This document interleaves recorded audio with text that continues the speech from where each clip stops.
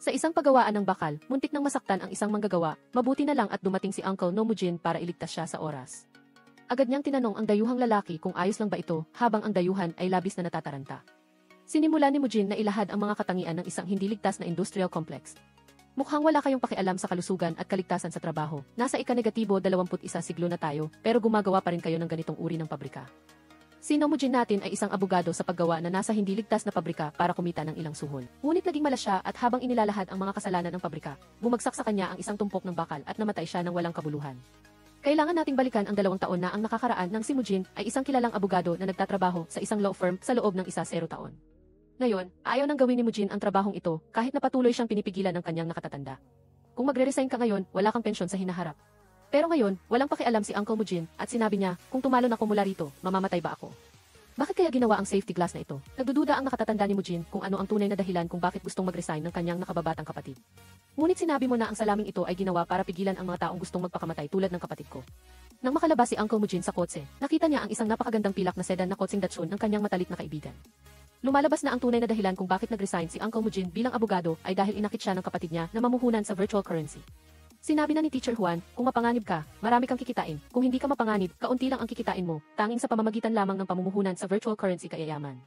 Ngunit paano kayayaman kung ang kapatid niya ay patuloy na nagpapataas ng halaga, na nagdulot kay Mujin ng kaunting takot at sinabi, kung ganyan kabilis ang pagmamaneho, mamamatay tayo, sabi ng kaibigan kong si Gummy Bear na isang beses lang daw mamatay ang tao.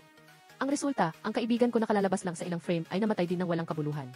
Si Mujin naman ay patuloy na umiiyak sa gitna ng pagluluksa, at inakala ng lahat na malapit siya sa kanyang pamilya, kaya siya umiiyak ng ganoon. Sino ang mag-aakalang ginamit ni Uncle Mujin ang lahat ng kanyang ipon para sa futurist contracts, o kilala rin bilang day trading o candlestick charting, kaya siya umiyak ng ganoon kalakas. Pagkatapos umalis sa pagluluksa, lumapit ang manager at tinanong siya kung nawala ba ang lahat ng kanyang ari-arian dahil sa pamumuhunan sa virtual currency. Kaya pala nagmamadali siyang mag-resign, mahilig pala siya sa candlestick blowing pero ayos lang. Pinalakas ng manager ang kanyang loob, kailangan lang daw niyang mag-aral para maging labor lawyer. Aayusin niya ang trabaho sa kanyang kumpanya. Agad na lumiwanag ang mata ni Uncle Mujin. Ang problema lang, inirereklamo niya na gagawin lang niya kung mataas ang sweldo, kung mababa ay hindi.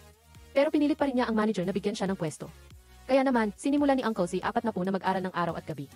Nag-aral pa rin siya kahit nagtatrabaho ng part-time, at para maging epektibo ang pag-aaral, kumain pa siya ng key knowledge. Pagkatapos ng 1 taon ng pagsisikap, nakatanggap din siya ng abiso na nakapasa siya sa labor lawyer certification, ngunit nalaman niyang natanggal ang kanyang manager dahil sa panggugulo sa empleyado. Nagkukwentuhan si E40 sa isang bar nang dumating ang kanyang kasamahan na hindi nakalimot magdala ng beer. Dapat daw ay lasing na siya sa balitang iyon. Nako, ang bilog na kaibigan na nanggugulo sa empleyado noong taon na iyon. Naalala ni Uncle Mujin na ang kanyang manager ay dating nakikipag-ugnayan ng malap at bastos. Lumalabas na bakla pala siya. Malas na nga ang buhay ng tiyuhin, ngayon pa ay nakatagpo pa siya ng manyakis. Sa oras na ito, pinayuhan siya ng kanyang kaibigan na magbukas na lang ng opisina. Ang problema ay walang pera si Uncle Mujin. Pinayuhan naman siya ng kaibigan niya na mangutang dahil hindi naman niya siguro balak maghintay hanggang 50 anyos at wala pa ring nangyayari. Madali lang mangutang, mahirap magbayad. Minsan lang mamatay ang tao. Tunay na matalik na kaibigan, alagaan ang sarili mo. Payo lang, pagkatapos maglasing at umuwi ang dalawa, nakita ni Uncle na patuloy na nagrereklamo ang kanyang kaibigan na ayaw na niyang magtrabaho bilang empleyado, kaya naman nagmamadali siyang umalis. Sinabi niyang siya ang gustong umiyak dahil wala siyang trabaho. Bakit ikaw lang ang lasing? Kinutya naman siya ng kaibigan niya at sinabing si Nomujin ay isang kagalang-galang na abogado. Hindi raw tulad ng isang empleyado tulad niya. Habang nagsasalita, natumba siya sa isang estatwa at nagsuka. Hindi alam ni Uncle Mujin kung nag-hallucinate ba siya, ngunit humingi siya ng tawad sa estatwa at nilinis ito. Ipinakilala pa niya ang kanyang sarili sa estatwa bilang isang labor lawyer. Isang marangal na propesyon na naglilingkod sa mga manggagawa. Pagkatapos niyang magsalita, iniwan niya ang kanyang business card sa estatwa ng tanso. Hindi niya alam na mula roon ay magbabago ang kanyang buhay. Para magamit ang sertipikasyong kinuha niya sa loob lang ng 1 taon. Nagpa siya rin si Uncle na magbukas ng labor law office. Pagkatapos, kinuha pa niya ang kanyang hipag para maging empleyado niya. Bagamat hipag niya, nagbabanta si Heju. Kung hindi mo ako babayaran, ay dedemanda kita. At ito ang business card na may slogan na pinakagusto niya. Kinokolekta namin ang iyong sahod. Nakita niyang madali siyang madismaya, kaya nainis ang kanyang hipag. Sige, magre-resign na ako. Agad siyang pinagsabihan ni Uncle na isang walang trabaho na nagpapanggap. Sinimula ni Heju na sabihin na abala rin siya. Abay, nagbubook ako ng ads para sa mga top idol. Halos wala akong oras huminga, sabi pa niya. Ang problema lang, 500 lang ang subscribers niya. Hindi ko maintindihan ang pamilyang ito.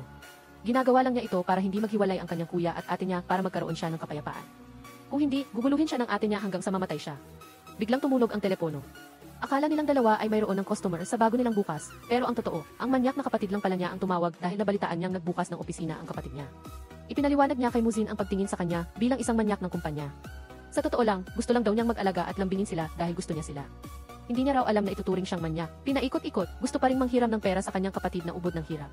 Ang problema, papalapit na ang deadline ng bayad sa upa ng bahay, kaya wala ring pautang si Muzin. Sa kasalukuyan, gutom silang dalawa kaya ang unang gagawin nila ay magpamigay ng business card sa lahat ng dako para makahanap ng kliyenteng kukuha sa kanya bilang abogado. Ngunit kahit saan siya magpunta, wala siyang makitang kliyente. Kailangan pa niyang gumamit ng discount card para makabili ng instant noodles. Ang problema, hindi rin gumana ang card na iyon kaya wala na siyang magawa kundi magtiis sa gutom. Pagkatapos ng matagal na paghihirap, ang tanging magagawa niya sa ngayon ay mag-post ng 50% discount sa konsultasyon, ang pinakadulo ng kahirapan. Maliban sa trabaho, tanging ang asawa at mga anak lang niya ang naiisip ni Muzin kapag nalulungkot siya. Dahil isinanglanan niya ang lahat ng ari-arian niya at pinalayas na siya ng kanyang asawa, hindi na siya makauwi. Kinabukasan, biglang nagising si Muzin dahil sa malakas na katok sa pinto. Paglabas niya, isang taong nasusunog lang ang nakita niya. Makalipas ang ilang sandali, pagdilat niya, panaginip lang pala iyon dahil ang tunay na tao ay ang may-ari ng bahay na naniningil ng upa sa opisina. Ngunit kailangan pa rin niyang buksan ang kanyang telepono para tingnan kung ano ang ibig sabihin ng panaginip tungkol sa apoy. Ang apoy ay nangangahulugang magandang kapalaran na ang negosyo ay unlad at kikita na nagpasaya sa kanya at nagtulak sa kanya na diligan ang mga halaman. Salamat sa iyo dahil lahat ng halaman ay namatay maliban sa iyo, sabi ng kanyang hipag na isa raw itong peking halaman at patay na ang lahat ng tunay na halaman. Niyayaya na rin siyang mag-impake na parang gusto niyang lumipat dito. Napagod si Muzin at sinabi, bakit buhay ka pa? Nagsimula siyang mag-impake ng naiinis, sinabi sa kanyang hipag na ibenta na ang lahat ng maaaring ibenta, na hindi raw sana siya nagbukas ng opisina. Talagang kapag malas ka, lahat ng gawin mo ay magiging malas. Bumalik si Muzin sa kanyang mga magulang na umiiyak at agad niyang narinig, buhay ka pa kung ikaw ay nabigo, mas mahusay kaysa sa pagkabigo sa katandaan. Kinabukasan, dahil naawa ang kanyang hipag sa kanya, dinala niya si Uncle Muzin para makipagkita sa kanyang katrabaho. Ang kaibigang ito ay si Gon AC, isang kasama sa paggawa ng video sa TopTop at YouTube kasama si Heju. Para hingin ang tulong ng kaibigan niyang ito, sinabi ni Heju na sinuhulan niya ito ng otomatikong coffee machine. Nang tanungin ni Muzin kung marami na ba ang subscriber ng kanyang YouTube channel, matapat niyang sinabi na halos 1 milyon na, kaya bahagyang nagulat si Muzin. Ngunit nang malaman niyang 50,000 lang pala ito, nagbago ang reaksyon niya at naging paghamak.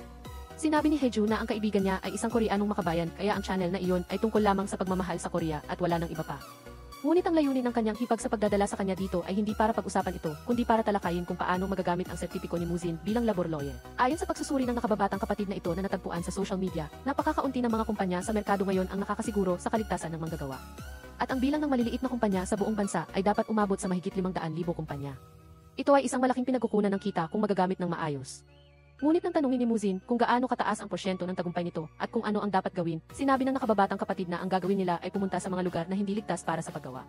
Ireklamo sila at pilitin silang magbago. Mula doon, pakikinabangan nila ang suhol at ituturing itong tapos na. Pero ang porsyento, nang tingnan niya ang mga tala sa braso ng nakababatang kapatid, nakita niyang wala pang 1% ang tagumpay. Pagkakita niyon, iniwan niya ang dalawa at umalis. Pagdating niya sa bahay, tinanong siya ng kanyang ate, saan ka galing buong araw? Ayaw niyang sabihin, ngunit alam na ng ate niya na kasama niya ang kanyang asawang walang kwenta. Galit na sinabi ni Huizu, huwag mong sabihin si Muzin ay walang kwenta. Nagsimulang ilista ng ate niya ang mga bagay na walang kwenta at pati na rin ang pagnanakaw niya ng pagkain ng mga bata. Wala siyang pera sa kanyang pitaka at puro panginginig lang ang ginagawa niya sa shop para makakuha ng libreng gamit. Kahit sa pagkain ng ice cream, nadilaan pa niya ang dumi ng ibon. Bilang isang taong walang swerte, sinabi ng nakababatang kapatid na mas kaawa-awa raw iyon kaysa sa malas. Kinabukasan, bagamat hindi siya gaanong naniniwala sa plano ng dalawa, wala nang pagpipilian si Muzin. Dahil sobrang hirap na niya, napilitan siyang sumunod. Ngunit hindi niya inaasahan na magiging ganap na matagumpay ang trabahong ito dahil sa kanyang kaalaman sa batas. Ang suhol ay patuloy na dumarami hanggang sa makarating ang koponan sa isang pabrika ng bakal. Sa oras na ito, sinimulan nilang tatlo na muling hatiin ang halaga ng pera. Sinabi ni Muzin na hatiin ang 6 tandang bawas 4, 6 sa kanya at 4 sa dalawa, ngunit hindi sumang-ayon si Huizu. Sa ganoong paraan, 6 na bahagi ang makukuha niya samantalang 2 bahagi lang ang mapupunta sa kanilang dalawa. Sinabi ni Muzin na kung wala ang kanyang kaalaman, paano gagana ang buong grupo. Ngunit dahil mahal niya ang kanyang nakababatang kapatid na babae, hinati niya ang 5 taon. Bawat isa ay 25% at sinabi ng nakababatang kapatid ni Gon Iki na pwede na siya sa 20% pero hintayin daw muna siya. Lumabas na nagkaroon siya ng matinding pagtatay, kaya sina Muzin at Huizu na lang ang pumasok para makipagnegosasyon sa manager doon. Habang nakikipag-usap si Huizu sa manager doon, nalaman niyang anak pala ito ng direktor. Bukod pa rito, hindi siya natatakot sa grupo ni na Huizu na pumunta doon. Iniisip niyang niloloko siya para kuhanin ang kanyang ari-arian at nagbabanta na tatawag siya ng pulis. Ngunit si Huizu ay matapang din at hindi natatakot. Sinabi niyang subukan nitong tawagan ang pulis at tingnan kung sino ang aarestuhin. Kami ay kumilos ayon sa batas kaya hindi kami natatakot. Tingnan natin kung sino ang mas malaki ang mawawala sa dulo. Samantala, lumabas din ang pambungad na eksena ng ating pelikula. Pumasok si Muzin sa pabrika ng bakal. Nailigtas niya ang dayuhang lalaki at tinanong kung ayos lang ba ito. Pagkatapos ay nagsimula siyang magsalita tungkol sa maluwag na pamamahala sa lugar na ito. Kaya pala maraming insidente ang naitala rito. Pagkatapos niyang magsalita, sa likod niya, isang hook ang tumama sa isang tumpok ng bakal. Dahil dito, nawala ng malay si Muzin nang hindi namamalayan. Sa isip ni Muzin, nagpakita ang kanyang pamilya. Mula pagkabata niya hanggang paglaki, lahat ay biglang lumipas. Saan daw si Muzin, lahat ay nag-iisip na patay na siya at iniisip lang ang sarili. Hindi naman siya espesyal. Hindi maintindihan ni Muzin kung ano ang nangyayari. Sinabi niyang hindi pa siya patay, pero sinabi ng lahat na malapit na raw siya. Ano ang saysay ng buhay kung puro pagiging makasarili? Biglang may taong nasusunog sa labas ng pinto na umakit ng atensyon ni Muzin. Pagbukas niya ng pinto, nakita niya ang isang lalaking mukhang nasa edad 20 na nakikipag-usap sa kanya. Tinanong siya kung paano siya nakatayo doon. Nagtataka si Muzin kung bakit ganito ang kanyang pananalita.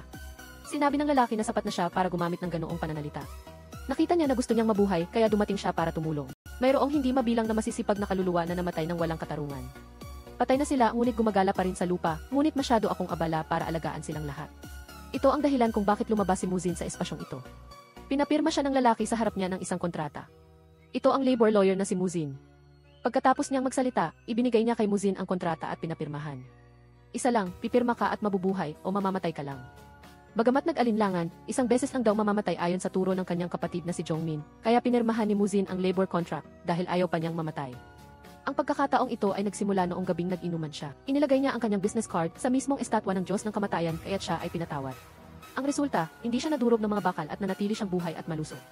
Ang problema lang, nang magising siya, sobrang takot niya na halos maihi siya sa pantalon.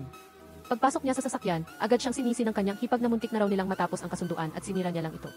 Ngunit naisip ni Gon Afi na ito ang patunay na matatapos nila ang kasunduan. Muling nagkamalay si Muzin at ikinuwento sa dalawang nakababatang kapatid na nakakita siya ng isang lalaki. Ang problema lang, may nakaupo sa tabi niya, kaya nagulat siya at nagulat din ang mga bata.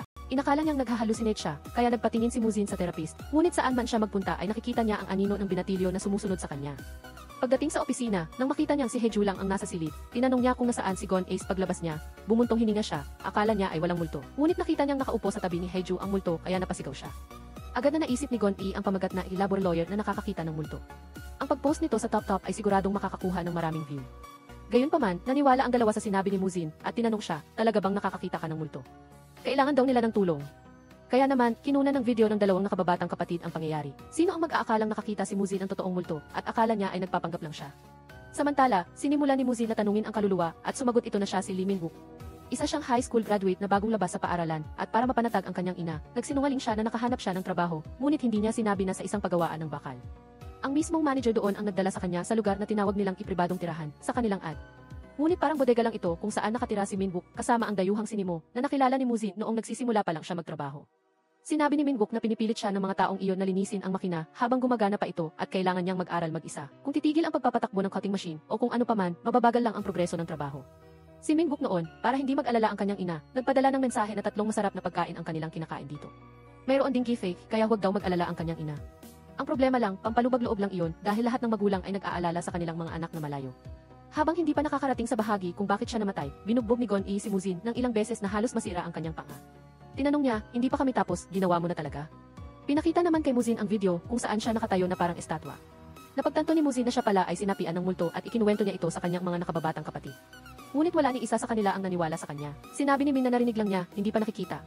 Dahil sa kuryosidad, nagpa siya ang grupo na sumakay sa kotse patungo sa pagawaan ng bakal na iyon. Sinabi ni Muzin na sumunod sa kanila ang multo mula roon kaya kailangan nilang alamin ang ilang impormasyon tungkol sa lugar na ito. Si Gon E ay mukhang ordinaryo lang, ngunit mayroon siyang kaibigang nagtatrabaho bilang reporter sa isang malaking kumpanya. Sinabi ni Huizu na nag-aral daw siya sa universidad at naging reporter. Sa oras na ito, dinala ni Gon E ang kanyang kaibigan at ipinakilala ang kuya na ito bilang abogado. Pagdating ni Huizu, agad siyang sumingit at sinabing siya ang kasintahan ni Gon E si Huizu. Parang gusto niyang markahan ang kanyang pagmamay-ari sa kaibigang ito. Sa interview, sinabi ni Gyaojin na ayaw ng paaralan na banggitin ang insidente noong taon na iyon dahil medyo nakakatakot ito. Samantala, nangyari ang aksidente ni Min-wook sa labas ng oras ng trabaho. Ngunit nagtataka si Huizu na parang pinilit ang pangyayaring ito. Idinagdag pa ni Gyaojin na naayos na rin ang kaso sa pagitan ng pamilya ng biktima at ng pabrika, kaya hindi na niya alam ang mas malalim na investigasyon. Habang nag-uusap, patuloy na umingiti si Gon E sa kanyang kaibigan kaya medyo nagsiselo si Huizu at umalis. Naglambing ang kanyang kuya at sinabi mong girlfriend kita kanina, kaya ngayon ang first day natin, ngunit hindi siya pinansin ni Huizu. Sige, umiti ka lang sa kaibigan mo kanina. Ang saya-saya mo, ano? Nakita ni Mujin ang eksenang ito at pinayuhan lang ang nakababatang kapatid. Sige lang, tiyaga lang. Nagpatuloy ang grupo sa paghingi ng impormasyon sa paaralan ni Min-wook, ngunit wala ring matandaan ang kanyang dating guro. Biglang tumakbo si Gon A at sinabing nakontak na niya ang ina ni Min-wook kaya agad silang pumunta sa bahay nito. Sinimulan ng ina na ikwento ang kalagayan ni Min-wook na mula pa pagkabata ay ulila na sa ama sa isang aksidente at napakalapit niya sa kanyang ama. Siguro ngayon, sinisisi ako ng asawa ko dahil pinayagan ko siyang umakyat doon ng maaga. Hindi maiwasan ni Min-wook na maluha at emosyonal nang marinig ang pagtatapat ng kanyang ina. Ang kasalukuyang pangarap niya ay makasama ang kanyang asawa at anak sa lalong madaling panahon. At syempre, ayaw na rin niyang banggitin pa ang kasong ito dahil napakaliit niya. Umiyak din si Gon Yi sa isang tabi at sinabi, Ate, kung makikipagtulungan ka sa amin, balang araw kapag umakyat ka doon, maipagmamalaki mong sabihin sa iyong anak na dahil sa kanya, naging mas maganda ang mundong ito. Pagbalik sa opisina, tinanong ni Heju ang kanyang ate, ano ba yung mga luha mo kanina? Sagot ni Gon Afi, kusa lang lumabas, wala naman akong ginagawa.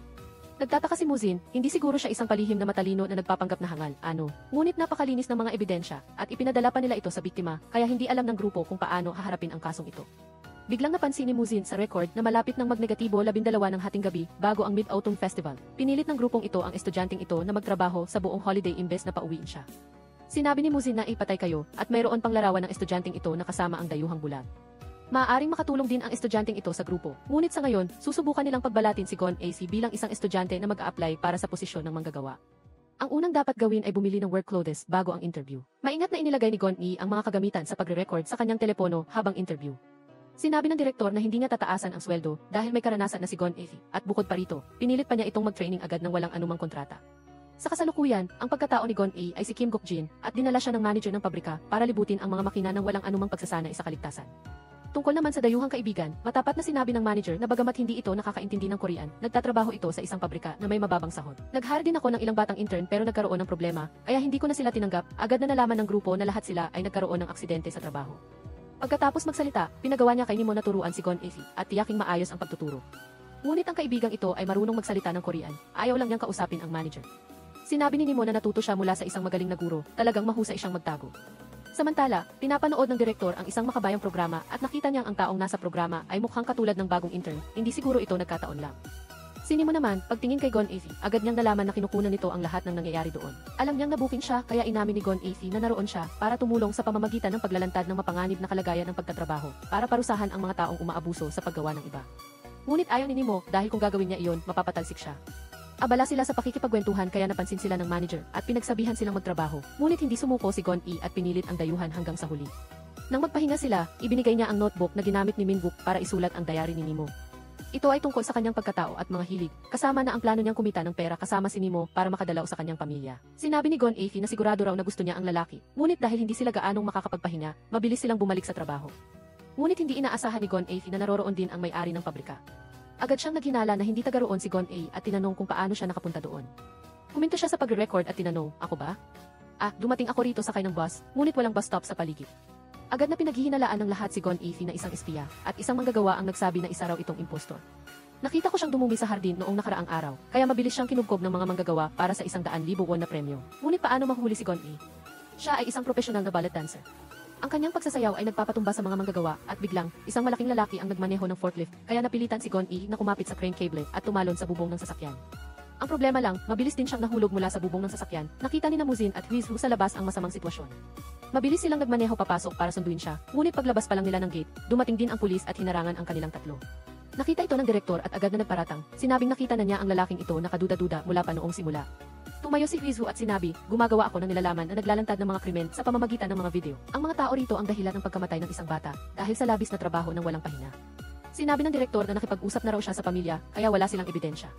Nang kukunin na sana ang ebidensya, hindi bumukas ang telepono ni Gon Ae dahil sa malakas na pagkakabagsak nito kanina. Ngayon, dahil walang patunay na ebidensya, pinaghihinalaan ang tatlong Muzin ng iligan na pagpasok. Biglang tumayo ang dayuhang kaibigan at sinabing huwag tawagin ang kanyang kaibigan na Ifeng.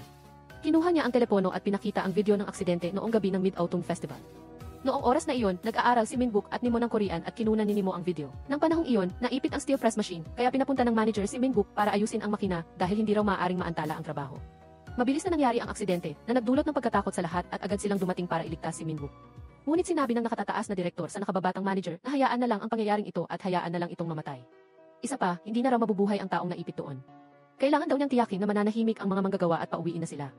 Sa oras na iyon, nagmakaawa si Nimo para sa kanyang kaibigan, ngunit hindi siya pinayagan. Para makahanap ng hustisya para sa kanyang kaibigan, kinuha ni Nimo ang pagkakataong walang nakakapansin at kinunan ng video ang kanyang kaibigan na naipit hanggang mamatay sa steel crushing machine. Sinabi niya sa pulis na ang kaibigan ko ay maaaring nabuhay. Buhay pa sana siya kung hindi siya pinigilan ng dalawang peking pangalan na ito na iligtas namin siya. Nagsimulang ipakita ni Mo Oyaong ang kanyang galing bilang abogado sa kabila ng karaniwang kasunduan sa internship. Nagtrabaho siya sa loob ng pista opisyal, tinakpan ang pinangyarihan ng krimen at pineke ang mga record. Sa record, isinulat niya na aksidente ito noong 11:50 ngunit sa totoo lang sa video ay 12:05 noong Oktubre. Eksaktong oras iyon na ipinatupad ang batas sa proteksyon ng mga menor de edad sa buong bansa. Sa teorya, dapat siyang sentensyahan ng 7 taon sa bilangguan at magbayad ng hanggang 100 milyong won sa kompensasyon. Tinanong ng direktor kung nagbibiro siya, paano naging 7 taon. Tinanong ni Mo Yaong kung medyo kaunti pa iyon at kailangan pang idagdag ang peking mga dokumento para sa pamilya ng biktima. Karagdagan pang 1 taon sa bilangguan at 1 milyong multa. Ang mga salitang ito ay nakapagpaini sa maliit na direktor. Sinubukan ni Lian na suntukin siya, ngunit ginamit ni Haidoo ang mukha ng kanyang kapatid na si Gonwoo bilang panangga. Ngayon, may isa pang dahilan upang magdemanda para sa mas maraming pera. Mahirap kami at si Gonwoo ay natigilan, hindi makapaniwala na siya ay ginamit sa ganitong paraan. Hindi maiwasang magduda sa buhay at sa huli, mabilis na naiulat ang kasong ito sa pahayagan. Isang banyagang kaibigan ang buong tapang na tumayo bilang saksi upang ipagtanggol ang kanyang kaibigan. Kinabukasan, dinala ng buong koponan ang video na ipinadala ni Nemo sa ina ni Minwook upang ipakita. Hindi maiwasang makaramdam ng damdamin si Seonhee dahil napawalang sala ang kanyang anak. Ang anak na dati nagdulot sa kanya ng pagkamis ay maaari nang magpahinga ng payapa. Pagkatapos umuwi, hindi nakalimutan ni Muzin na gawin ang galaw na madalas gawin ng kanyang anak. Dahil dito, hindi niya napigilang lumapit at yakapin ang kanyang anak. Ngayon, maaari ka nang magpahinga ng payapa. Ang unang misyon ni Muzin ay matagumpay na natapos dahil sa pagiging labor lawyer. Hindi maiwasang magalak ang lahat dahil ang unang kaso ay matagumpay ring natapos. Habang naglalakbay, biglang naputol ang kawad ng kuryente, na tila isang babala ang paparating sa koponan ni Muzin. Matapos kalagkarin ang kamatayan sa kanyang mundo, nagtataka si Muzin kung bakit siya naroroon matapos siyang magtagumpay sa pagliligtas ng isang tao. Sinabi ng kamatayan na malinaw na nakasulat sa kontrata na iligtas ang maraming tao at hindi lang isang kaso ang tapos na. Bukod pa rito, kailangan din niyang magtrabaho ng 24 oras sa isang araw o kung hindi, mamamatay siya. Nagtataka si Muzin kung bakit wala ang mga probisyong ito sa simula. Bukod pa rito, hindi pa niya nababasa ng mabuti ang teksto. Napakawalang katarungan talaga. Bagaman alam niya iyon, wala si Muzin magagawa. Ang isa ay maging alipin ng kamatayan. Ang isa pa ay mamatay na lang. Mahaba pa ang buhay at hindi pa bumabalik ang asawa niya. Paano basta nalang susuko si Muzin? Kaya idedemanda ni Nguyen Rua ang kamatayan sa Ministry of Labor at pagkatapos ay magigising. Pagkagising, sinabi ng doktor na ang mental na kalagayan ng pasyente ay napakabuti at ang panaginip at pagsasalita habang natutulog ay pawang bahagi lamang ng isang panaginip. Sinabi ni Muzin na nakita niya ang kamatayan na nagpataka sa kapatid niya kung ano ang hitsura nito. Ngunit sa pagtingin sa paligid ng silid ng ospital, puro sugatang tao ang nakita niya. Hindi niya alam kung sino ang totoo at kung sino ang peke. Malamang na pagkatapos nito ay magpapagamot siya para sa mental health. Maging sa pagpasok sa sasakyan at pag-alis sa ospital, patuloy na pinagmumultuhan si Muzin na nakakita siya ng multo habang ito naman ay isang pasyente. Kaya upang maibsan ang stress, nagpunta siya sa mud bath upang ma-relax ang kanyang isip. Samantala, nakatanggap ng mensahe si Gonwoo mula sa kanyang kaibigan. Nag-usisa si Haidoo at selos na nagtanong, kaibigan mo ba iyan noong college? Tinanong ni Gonwoo, nagsiselos ka ba? Gusto mo bang makipag-date sa akin? Sinabi ng babae na gusto niyang makipag-date sa kanyang kamao. Tunay ngang gwapo lang siya. Sa eksaktong sandaling ito, dumaan din ang kapatid na babae ni Haidoo. Sinabi ni Gonwoo na ngayong buwan ay mayroon silang karagdagang 2,000 bagong subscriber, kaya malapit na silang makakuha ng silver button. Partikular, kailangan pa nila ng halos 50,000 higit pang subscriber. Pinalitan niya ang damit na suot ng kanyang kapatid na babae ng kanyang sarili. Nagalit ang kapatid na babae ni Haidoo at gusto niyang hubarin ng kanyang kapatid ang kanyang damit sa gitna ng daan. Sa kabutihang palad, pinigilan siya ni Gonwoo kung hindi ay nag-away na sila. Kahit na nakaupo silang tatlo at umiinom, nagtatalo pa rin sila. Iminungkahi ni Gonwoo na kung ipopost niya ang paksang ito, sigurado siyang magiging mainit at sikat ito. Samantala, kagigising lang ni Muzin mula sa isang magandang panaginip. Sa tabi niya, nakita niya ang isang babaeng puno ng dugo na biglang nawala. Dahil dito, akala niya ay naghahalusinate siya at nagsimulang magpakiramdam. Siguro dahil lang ito sa labis na trabaho, kaya nagkaroon siya ng ganoong mga ilusyon. Kahit umuwi na si Muzin, nag-aalala pa rin siya na tila may espiritu na sumusunod sa kanya. Mabilis siyang pumasok sa kanyang opisina at binuksan ang lahat ng ilaw. Habang humihinga siya ng maluwag, nakita niya ang isang nurse na nakaupo sa upuan ni Muzin. Nagulat siya at tinanong ang babae kung may sasabihin ito. Ngunit sa halip na magsalita, ipinakita lang ng babae ang kanyang AE na nagsasabing siya ay isang donor. Pagkatapos noon, pumasok siya sa katawan ni Muzin nang walang anumang salita. Kinabukasan, pagdating ni Huizhu sa opisina, nakita lang niya si Muzin na nakatayo sa harap ng salamin at tinitingnan ang sarili na mukhang gwapo. Lumingon siya at sinabing maghiganti na ikinagulat ni Huizhu. Akala niya may sakit ang kanyang kapatid kaya sinundan niya ito sa ospital. Nagkunwari si Muzin na nahihirapan siyang huminga at nagsimulang mag-alala at matakot, pagkatapos ay nawalan ng malay. Hanggang sa dumating ang isang lalaking doktor upang suriin si Muzin. Nagalit siya dahil siya ay sinapian. Tinanong niya, bakit nandito ka pa? Akala ni Huizhu na masama ang pakiramdam ng kanyang kapatid, kaya pinilit lang niya si Muzin na magpahinga. Sinabi niya huwag na itong gumawa ng gulo. Pagkaraan ng ilang sandali, dumating din si Gonwoo. Sinabi ni Huizhu na hindi niya maisip kung ano ang nangyari sa kanyang kapatid. Ngunit pagtalikod niya ng ilang minuto, nawala na pala ang kanyang kapatid. Samantala, ang doktor na sumuri kay Muzin ay pauwi na nang bigla siyang sampalin ni Muzin. Akala niya ay tatawag na siya ng gwardiya nang marinig ng doktor ang mga salitang sinabi niya sa isang nurse sa ospital na ito. Ang isang tulad mong basura ay may karapatang magsuot ng puting uniforme na ito. At ang espiritu na sumapi kay Muzin ay patuloy na sumugod at sinuntok ang doktor sa harap ng ilang beses. Dahil itinuring siyang nagulo, pinalayas din si Muzin sa ospital. Noon lang siya natauhan at sinabi, kahit sabihin ko, hindi rin naman kayo maniniwala sa akin. Isinalaysay ni Huizhu ang lahat mula sa pagkawala ng kontrol ni Muzin at paghawak sa lib ng doktor.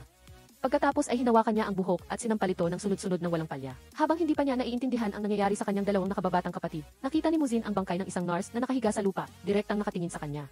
Ito ang nurse na sumapi sa kanya. Samantala, ang doktor kanina ay tila nakakita ng multo. Hindi niya alam kung ang mga nakita niya ay guni-guni lamang dahil hindi pa niya naririnig ang presentasyon. Samantala, sa bahay, patuloy na hinihingi ng kanyang hipag ang kanyang sweldo para sa buwang ito upang mag-resign at doon nagsimulang magkwento si Muzin. Sa ospital na iyon, ay isang nurse na nagngangalang Choi Yunyang na labis na inabuso.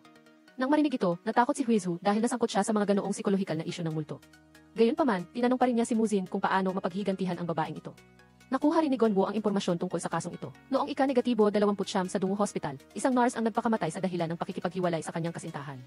Akala ni Muzin ay may tinatakpan sa kasong ito. Ngayon, tuwing nagkakaroon si Muzin ng kahulugang usapan, naiintindihan ng lahat na siya ay sinasapian. Sinabi ni Gonwo na dapat pag-isipan ang kasong ito ng makatwiran at hindi dapat sundin ang damdamin. Kaya dinala niya ang dalawang magkapatid na ito upang makipagkita sa isang manghula upang malaman kung may anumang espiritu na sumasapi kay Muzin. Pagkatapos ng matagal na pagtunog ng kampanilya hanggang sa halos mabingi, binasa ng manghula ang kapalaran ni Muzin sa pag-ibig na parang hindi naman iyon ang dahilan kung bakit siya naroroon. Hiniling ni Huizu sa manghula na tingnan kung may espiritu na sumusunod sa kanyang kapatid. Bigla na lang nagulantang ang manghula at sinabing ang sumusunod kay Muzin ay isang taong hindi niya kailanman matatalo. Dahil iyon ay isang general na tumulong kay Muzin na mabuhay sa mundong ito. Si Muzin ay naugnay sa elemento ng tubig, ngunit natuyo na ng elemento ng apoy. Kung mawawala ang taong nagpoprotekta sa kanya, tiyak na mamamatay si Muzin. Nang marinig iyon, kinakusap ni Gonwo ang manghula tungkol sa kanyang kapalaran sa pag-ibig. Sinabi ng manghula na mas mabuti kung mananahimik siya, tulad ng payo ng babae sa tabi niya. Nang aalis na sila, sinabi ng manghula na madali raw sapian si Muzin. Ang solusyon ay ang mga anting-anting na ibinebenta ko ngayon sa 30% diskwento na nakakabit sa shopping cart sa YouTube na may silver button ng manghula. Naramdaman ni Gonwo na mas mababa pa siya sa isang manghula, ngunit binili pa rin niya ang anting-anting dahil medyo natakot siya sa narinig niya. Pumunta rin silang tatlo sa pari para mangumpisal at humingi ng banal na tubig. Direkta nilang pinatulo iyon kay Muzin, ngunit walang ganoon doon. Kaya nagpatuloy silang tatlo sa templo upang manalangin sa Buddha. Ngunit sa buong araw ay pawis at pagod lang ang naramdaman nila at walang nakatulong kay Muzin. Talagang isang espiritu lang ang sumapi sa kanya, ngunit ang lahat ay nagsimulang maging mapamahiin. Nag-iingat si Muzin laban sa pagsapi ng espiritu, kaya bumili pa siya ng rosaryo para dalhin. Habang nakahiga si Muzin sa harap ng convenience store, pinalayas siya ng empleyado at sinabing kung patuloy siyang hihiga doon ay mapaparusahan siya. Kinailangan niyang tanungin si Muzin kung malaki ba ang kinikita sa trabahong ito dahil mukha siyang napakahirap. Ang katotohanan kinailangan niyang bumili ng mga bagay gamit ang discount card sa harap ng kanyang kapatid ay sapat na. Pagkatapos niyang makauwi na may dalang pinamili, bago pa man niya matapos kainin ang hotdog, lumitaw ang nurse sa harap niya at gusto siyang sapian. Biglang lumitaw ang kamatayan sa tabi niya at pinayagan ang nurse na gawin iyon na naging dahilan upang muling mahulog si Muzin sa panaginip na alaala ng namatay. Noong taon na iyon, bilang isang bagong nurse sa ospital, si Nurse Choi ay palaging binubuli ni Nurse Jang kahit na nag-overtime na siya ng husto sa ospital sa buong linggong iyon. Dahil sa matinding pressure, nagkakamali siya sa pagtawag ng tigi ng ki sa isang pasyente sa halip na ate na naging dahilan upang mapagalitan si Nurse Choi ng walang tigil. Maging ang pagdetek sa kanyang kasintahan ay pinigilan at minsan ay dumating pa si Nurse Choi ng 30 minuto ng mas maaga, ngunit patuloy pa ring binubuli ni Nurse Jang. Paulit-ulit siyang pinagagalitan at ang tanging magagawa ni Nurse Choi ay magtiis, habang sina Huizu at Gonwo ay naglalakad at nagtataka kung ano na ang ginagawa ng kanilang kapatid ngayon. Nakahiga si Muzin sa upuan at akala ni Huizu ay natutulog lang siya, ngunit sa katotohanan ay nararanasan niya ang mga damdamin ni Nurse Choi, ayon sa sinabi ng kamatayan. Bagaman sinubukan niyang lumaban, sinabi ng kamatayan na kailangan niyang panoorin ang buong alaala upang malaman kung gaano kalaki ang sama ng loob ng taong ito. Kaya, ipinikit ni Muzin ang kanyang mga mata at nanood muli. Sa sandaling ito, sa harap niya ay si Lee Nam Park Hongyu, ang parehong doktor na sinapian at sinuntok ni Nurse Choi. Noong panahong iyon, si Nurse Choi ay inatasang mag-asikaso ng isang pasyente at sumunod sa mga tagubili ni Lee Park. Sinubukan niyang payuhan ang lalaking ito kung paano magbigay ng reseta, ngunit pinilit lang niya si Nurse Choi na sundin siya. Dahil sa pag-overtime sa buong linggo at labis na pagod, nagpahayag si Nurse Choi sa kanyang senior na tila gusto na niyang mamatay dahil sa stress.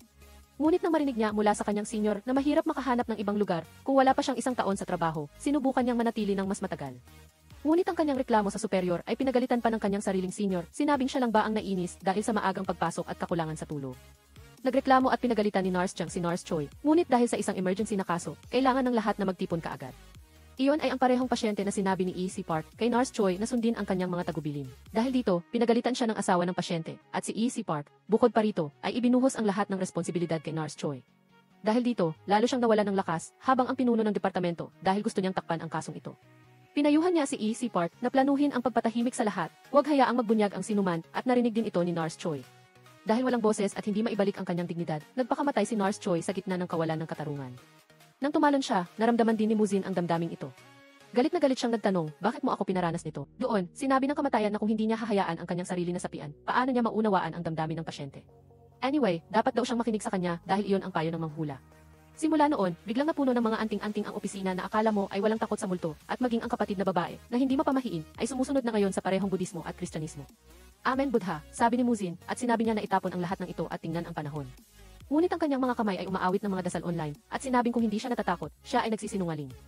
Sa sandaling ito, upang malutas ang kasong ito ng pagpapakamatay, sinuri ni Muzin at ng kanyang mga kapatid ang bawat pangyayari na nakita niya sa alaala ni Nars Choi. Sa madaling salita, upang makilala ang kaso ng pagpapakamatay bilang may kaugnayan sa trabaho, kailangan ng grupo na makahanap ng ebidensya ng sanhi.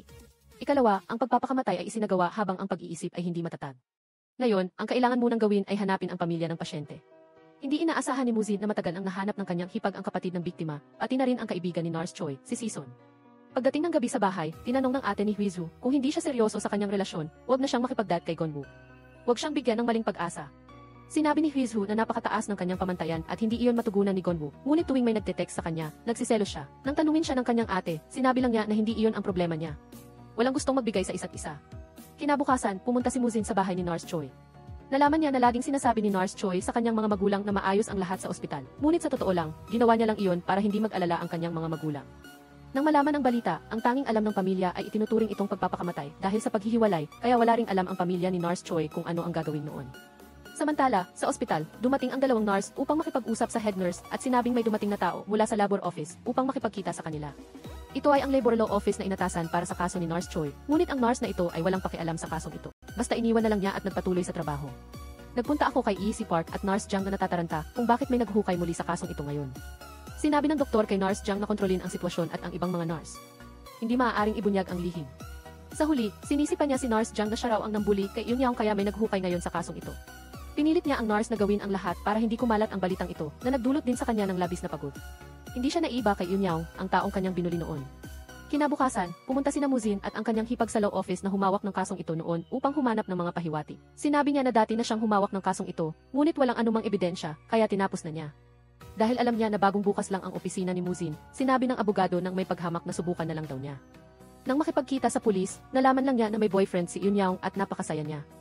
Ngunit dahil walang anumang senyales ng krimen sa kasong ito, wala ring nagawa ang pulis noon. Sinabi ng pulis na may chismis doon na nagpakamatay daw siya dahil sa kapusukan o sa sakit sa pag-ibig. Mukhang iyon na ang pinakamakatwiran, ngunit sa katotohanan, hindi iyon ang nakita ni Muzin. Habang bumibili ng tubig si Muzin sa convenience store, napansin niya na halos araw-araw na nagtatrabaho si John Jin doon nang walang pahinga. Ipinakilala ni Muzin ang kanyang sarili bilang isang bagong abogado na may badge na nagkakahalaga ng 1.4 milyong won. Nilait siya ni Huizu, sinabing hindi naman iyon 79 ginto para magyabang siya. Ang kanyang sweldo ay utang at 2 tuyong bola na lang ang natira, ngunit patuloy siyang nagpapanggap. Hindi pinansin ni Muzin ang kanyang kapatid at sinabi kay John Jin na tawagan lang siya kung may kailangan, para makahanap ng mas maraming pahiwatig. Sa oras na ito, pinaplano na rin ni Gonwoo na gamitin ang media upang palakihin ang kasong ito. Kung tinakpan ng ospital ang katotohanan, biglang naalala ni Muzin na may isang reklamo si Yunyaong na nahulog sa ilalim ng kabinet. Ngayon, may dahilan na ang grupo para humanap ng mga pahiwatig sa ospital. Kaya napilitan si Gonwoo na magbalat kayo bilang isang matangkad at gwapong doktor. Saan man siya magpunta, nakukuha niya ang atensyon ng mga babae. Dahil dito, nagsiselo si Huizu at sinabihan siyang mag-focus sa trabaho. Ngunit biglang inilabas ni Gonwoo ang salamin at nag-selfie. Huizu, huwag kang mag-alala. Ang mga babae lang ang maluloko, pero ako hindi. Kaya, habang dumadaan sa iba't ibang lugar sa ospital, napansin ni Muzin na dumaan ang kapatid niya sa nurse na nambuli kay Yunyaong noon. Sinabihan niya ang kapatid na manatili doon at tingnan kung may nangyayari. Katulad ng nangyari kay Yunyaong noon, paulit-ulit na pinagagalitan at pinupuna si Jang ng head nurse dahil sa kawalan ng kakayahan. Kahit gaano pa siya mag-overtime, pinupuna pa rin siya. Biglang nakita ng isa pang nurse si Gonwoo na gwapo at tinanong kung siya ang bagong intern. Gamit ang kanyang pagiging gwapo, hinimok ni Muzin si Gonwoo na tanungin kung nasaan ang silid ng kagamitan upang makuha ang form ng reklamo. Ngayon, lahat ng tao sa ospital ay nagsisismisan tungkol sa isang bagong, napakagwapong doktor. Bukod pa rito, matangkad din siya at mukhang modelo. Nagtataka ang matandang kaibigan ni Yunyaong na si Jason kung anong nangyayari ngayon. Ibinunyag ng nurse sa harap niya na mayroong bagong lalaking intern. Nagtataka si Jason, lalaki ang bagong intern, hindi babae. Samantala, upang ilihis ang atensyon ng lahat sa ospital at makatakas ang kanyang nakababatang kapatid, sinadya ni Muzin na dumaan sa lobby upang habulin siya ng mga gwardiya. Pagkatapos ng insidenteng ito, ang mga nurse na nakaalam tungkol sa pambubuli at panunupil sa ospital ay tumayo at nagsalita upang ipagtanggol ang mga karapatan ng mga manggagawa. Kabilang dito ang kaibigan niyang si Jason at ang nurse na dating nambuli kay Yunyaong.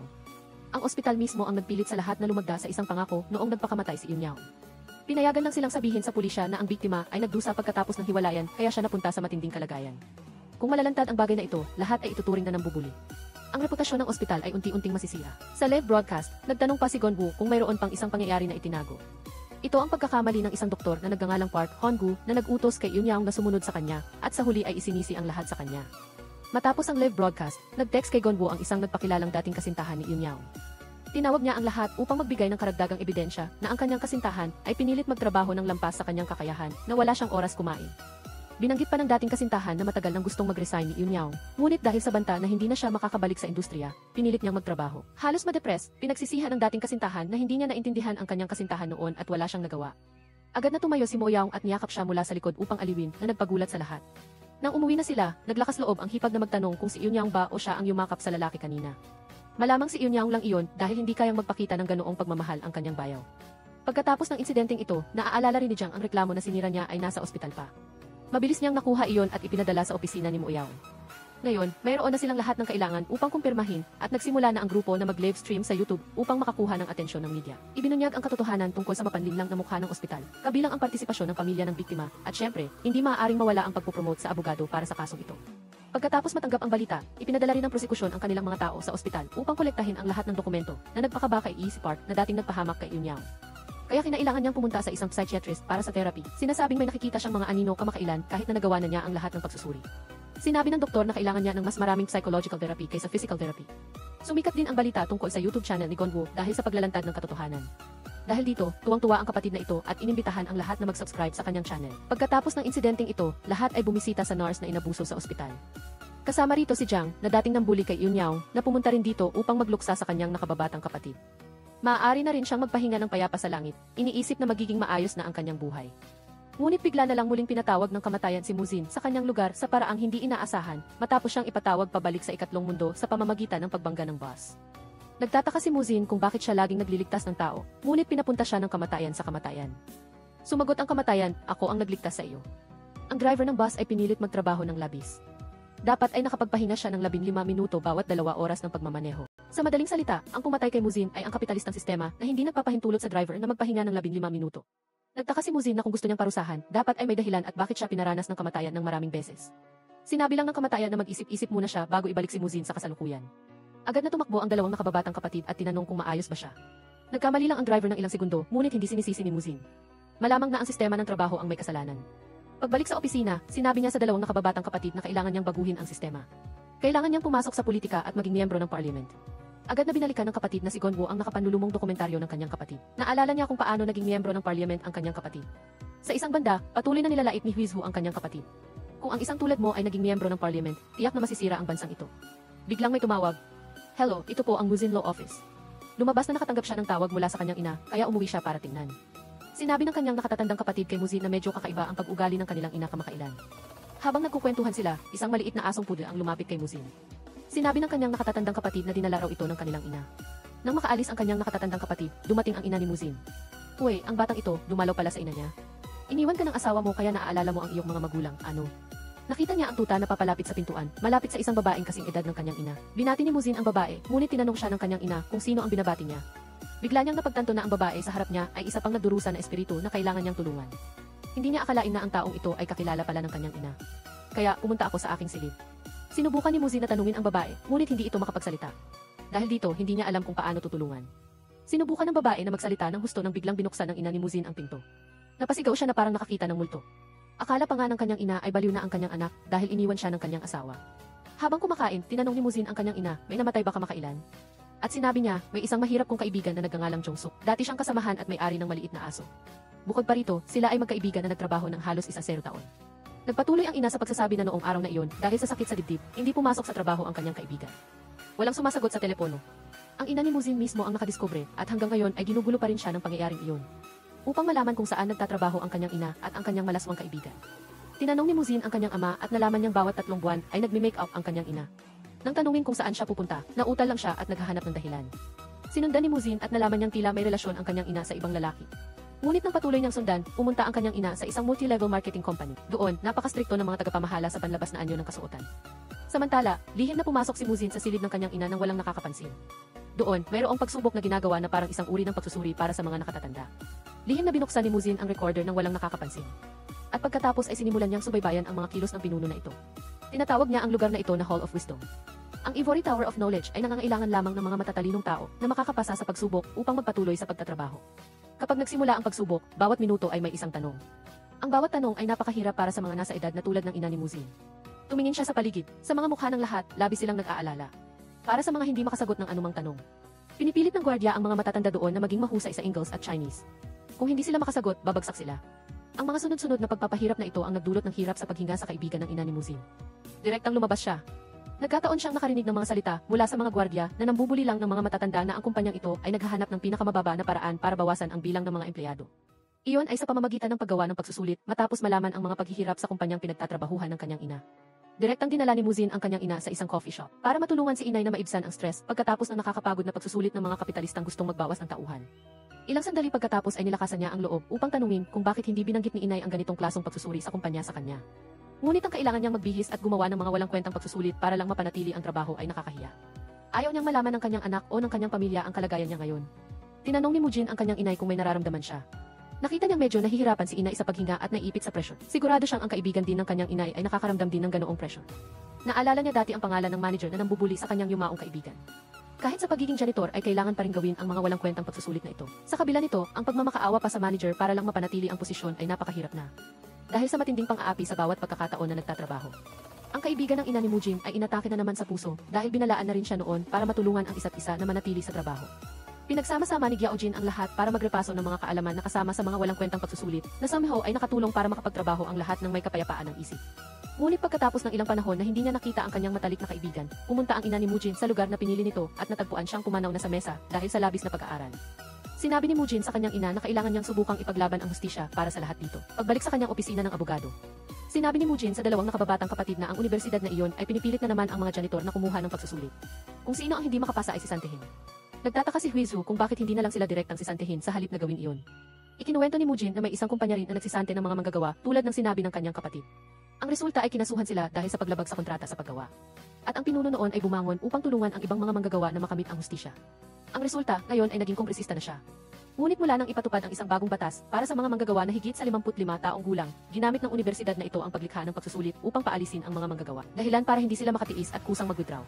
Kaya naman, nagtulungan ang dalawang nakababatang kapatid na murahin ang mga taong ito na tunay ngang mga bastos na may pinag-aralan. Nang gabing iyon, dumating si Mujin sa convenience store na madalas niyang puntahan at binigyan siya ng isang lata ng beer ng empleyado roon. Sinabi niya na nagpapasalamat siya dahil tinulungan siya nito noong nakaraan sa isang taong lasing. Sinabi rin niya na may bago siyang trabaho at ngayon ang huling araw niya doon. Para magdiwang, tinanong ni Mujin kung gusto niyang kumain kahit saan. Siguradong dapat kumain ng manok sa tabi ng ilog hanggang. Agad namang pumayag ang nakababatang kapatid. Pinilit si Mujin na alalahanin na ilibre siya sa araw na iyon. Kaya, para makahanap ng ebidensya tungkol sa pang-aapi ng universidad na ito sa mga manggagawa, nagsimulang interviewin ni Mujin kasama ang dalawa niyang nakababatang kapatid ang bawat janitor sa universidad na ito. Tiningnan nila kung pinagtatrabaho ng sobra ang mga manggagawa, kung magkano ang sahod at alawan sa bawat kainan, at sa huli ay kung pinipilit nila ang sinuman na gumawa ng anumang bagay. Pagkatapos bumalik at mag-usap-usap, nagtataka si Huizu kung hindi labag sa batas ang pagkuha ng pagsusulit, iyak na hindi rin labag sa batas ang hindi pagkuha ng pagsusulit. Bukod doon, hindi rin iyon sapat na dahilan para tanggalin ang mga manggagawa.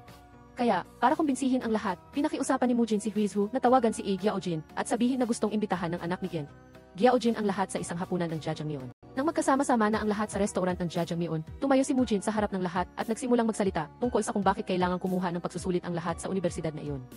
Isang kasamahan nila, si Kim Yeong-suk, ang pumanaw sa bahay dahil sa labis na pag-aaral.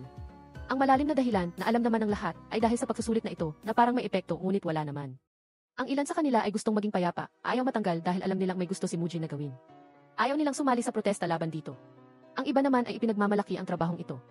Dahil dito, nabuhay niya ang kanyang buong pamilya, kaya ayaw din niyang mawalan ng trabaho. Nang makita ni Gyaojin na patuloy na sumasabat ang lahat sa kanyang anak, hindi na siya nakapagtimpi at pinatahimik ang lahat. Hayaan daw nilang magsalita ang kanyang anak, alam niyang walang gustong mawalan ng trabaho, kahit na ang mga taong nagkakalat ng basura kung saan-saan. Ngunit isipin na lang na walang nagbibigay halaga sa sarili. Kung bumagsak ka sa pagsusulit, matatanggal ka, pero ginagawa pa rin natin. Sa huli, matatanggal din tayong lahat. Isang kaibigan na kasama kong naglilinis ng palikuran kamakailan lang ay pumanaw na dahil dito. Nakita ni Mujin ang pagkakataon kaya ipinagpatuloy niya ang kanyang panghihikayat. Sinabi niya na ginagamit ng paaralang ito ang pagsusulit upang bigyang katwiran ang pagtanggal ng mga tao. Bukod pa rito, nagsusulit pa sila sa mga araw ng pahinga. Ayon sa batas, ang pagpilit sa mga manggagawa na magpatingin sa araw na ito ay parang overtime. Dapat bayaran. Bukod pa roon, dapat bayaran ng 1.5 beses. Dahil dito, parang sinasaktan ang kanilang damdamin dahil sa mga araw na ito ay hindi sila binabayaran at tinatanggal pa sa trabaho. Tinamaan ni Mujin ang kiliti ng lahat. Nagtagumpay siyang hikayatin silang tumayo at ipaglaban ang kanilang mga karapatan sa universidad na ito. Sa oras na ito, nagpapanik ang mga tagapamahala ng paaralan dahil dinala ni Mujin ang mga janitor sa paaralan para magprotesta. Si Gon Ni ang inatasang mag-video para i-upload sa YouTube. Nagpoprotesta para ipaglaban ang karapatan ng mga manggagawa.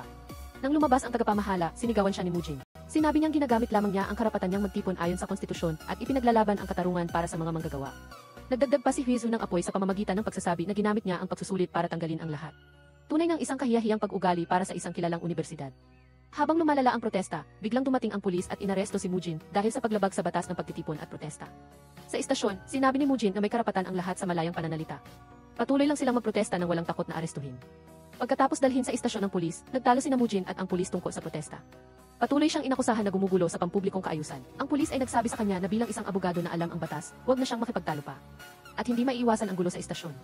Samantala, malungkot ang kapatid na babae ng kanyang asawa dahil dito. Naiinis pa rin siya kahit bumili lang siya ng gamit para sa kanyang kapatid. Mahalaga, ang kanyang kapatid ay hindi nagpakita ng interes sa kanya at hindi man lang nagtanong tungkol sa kanyang kapatid na inaresto ng pulis. Ang matagal ng mag-asawa ay naghiwalay ng walang pakialam na ganoon. Nang marinig ito, kinabukasan habang naglalakad si Mujin sa loob ng kulungan.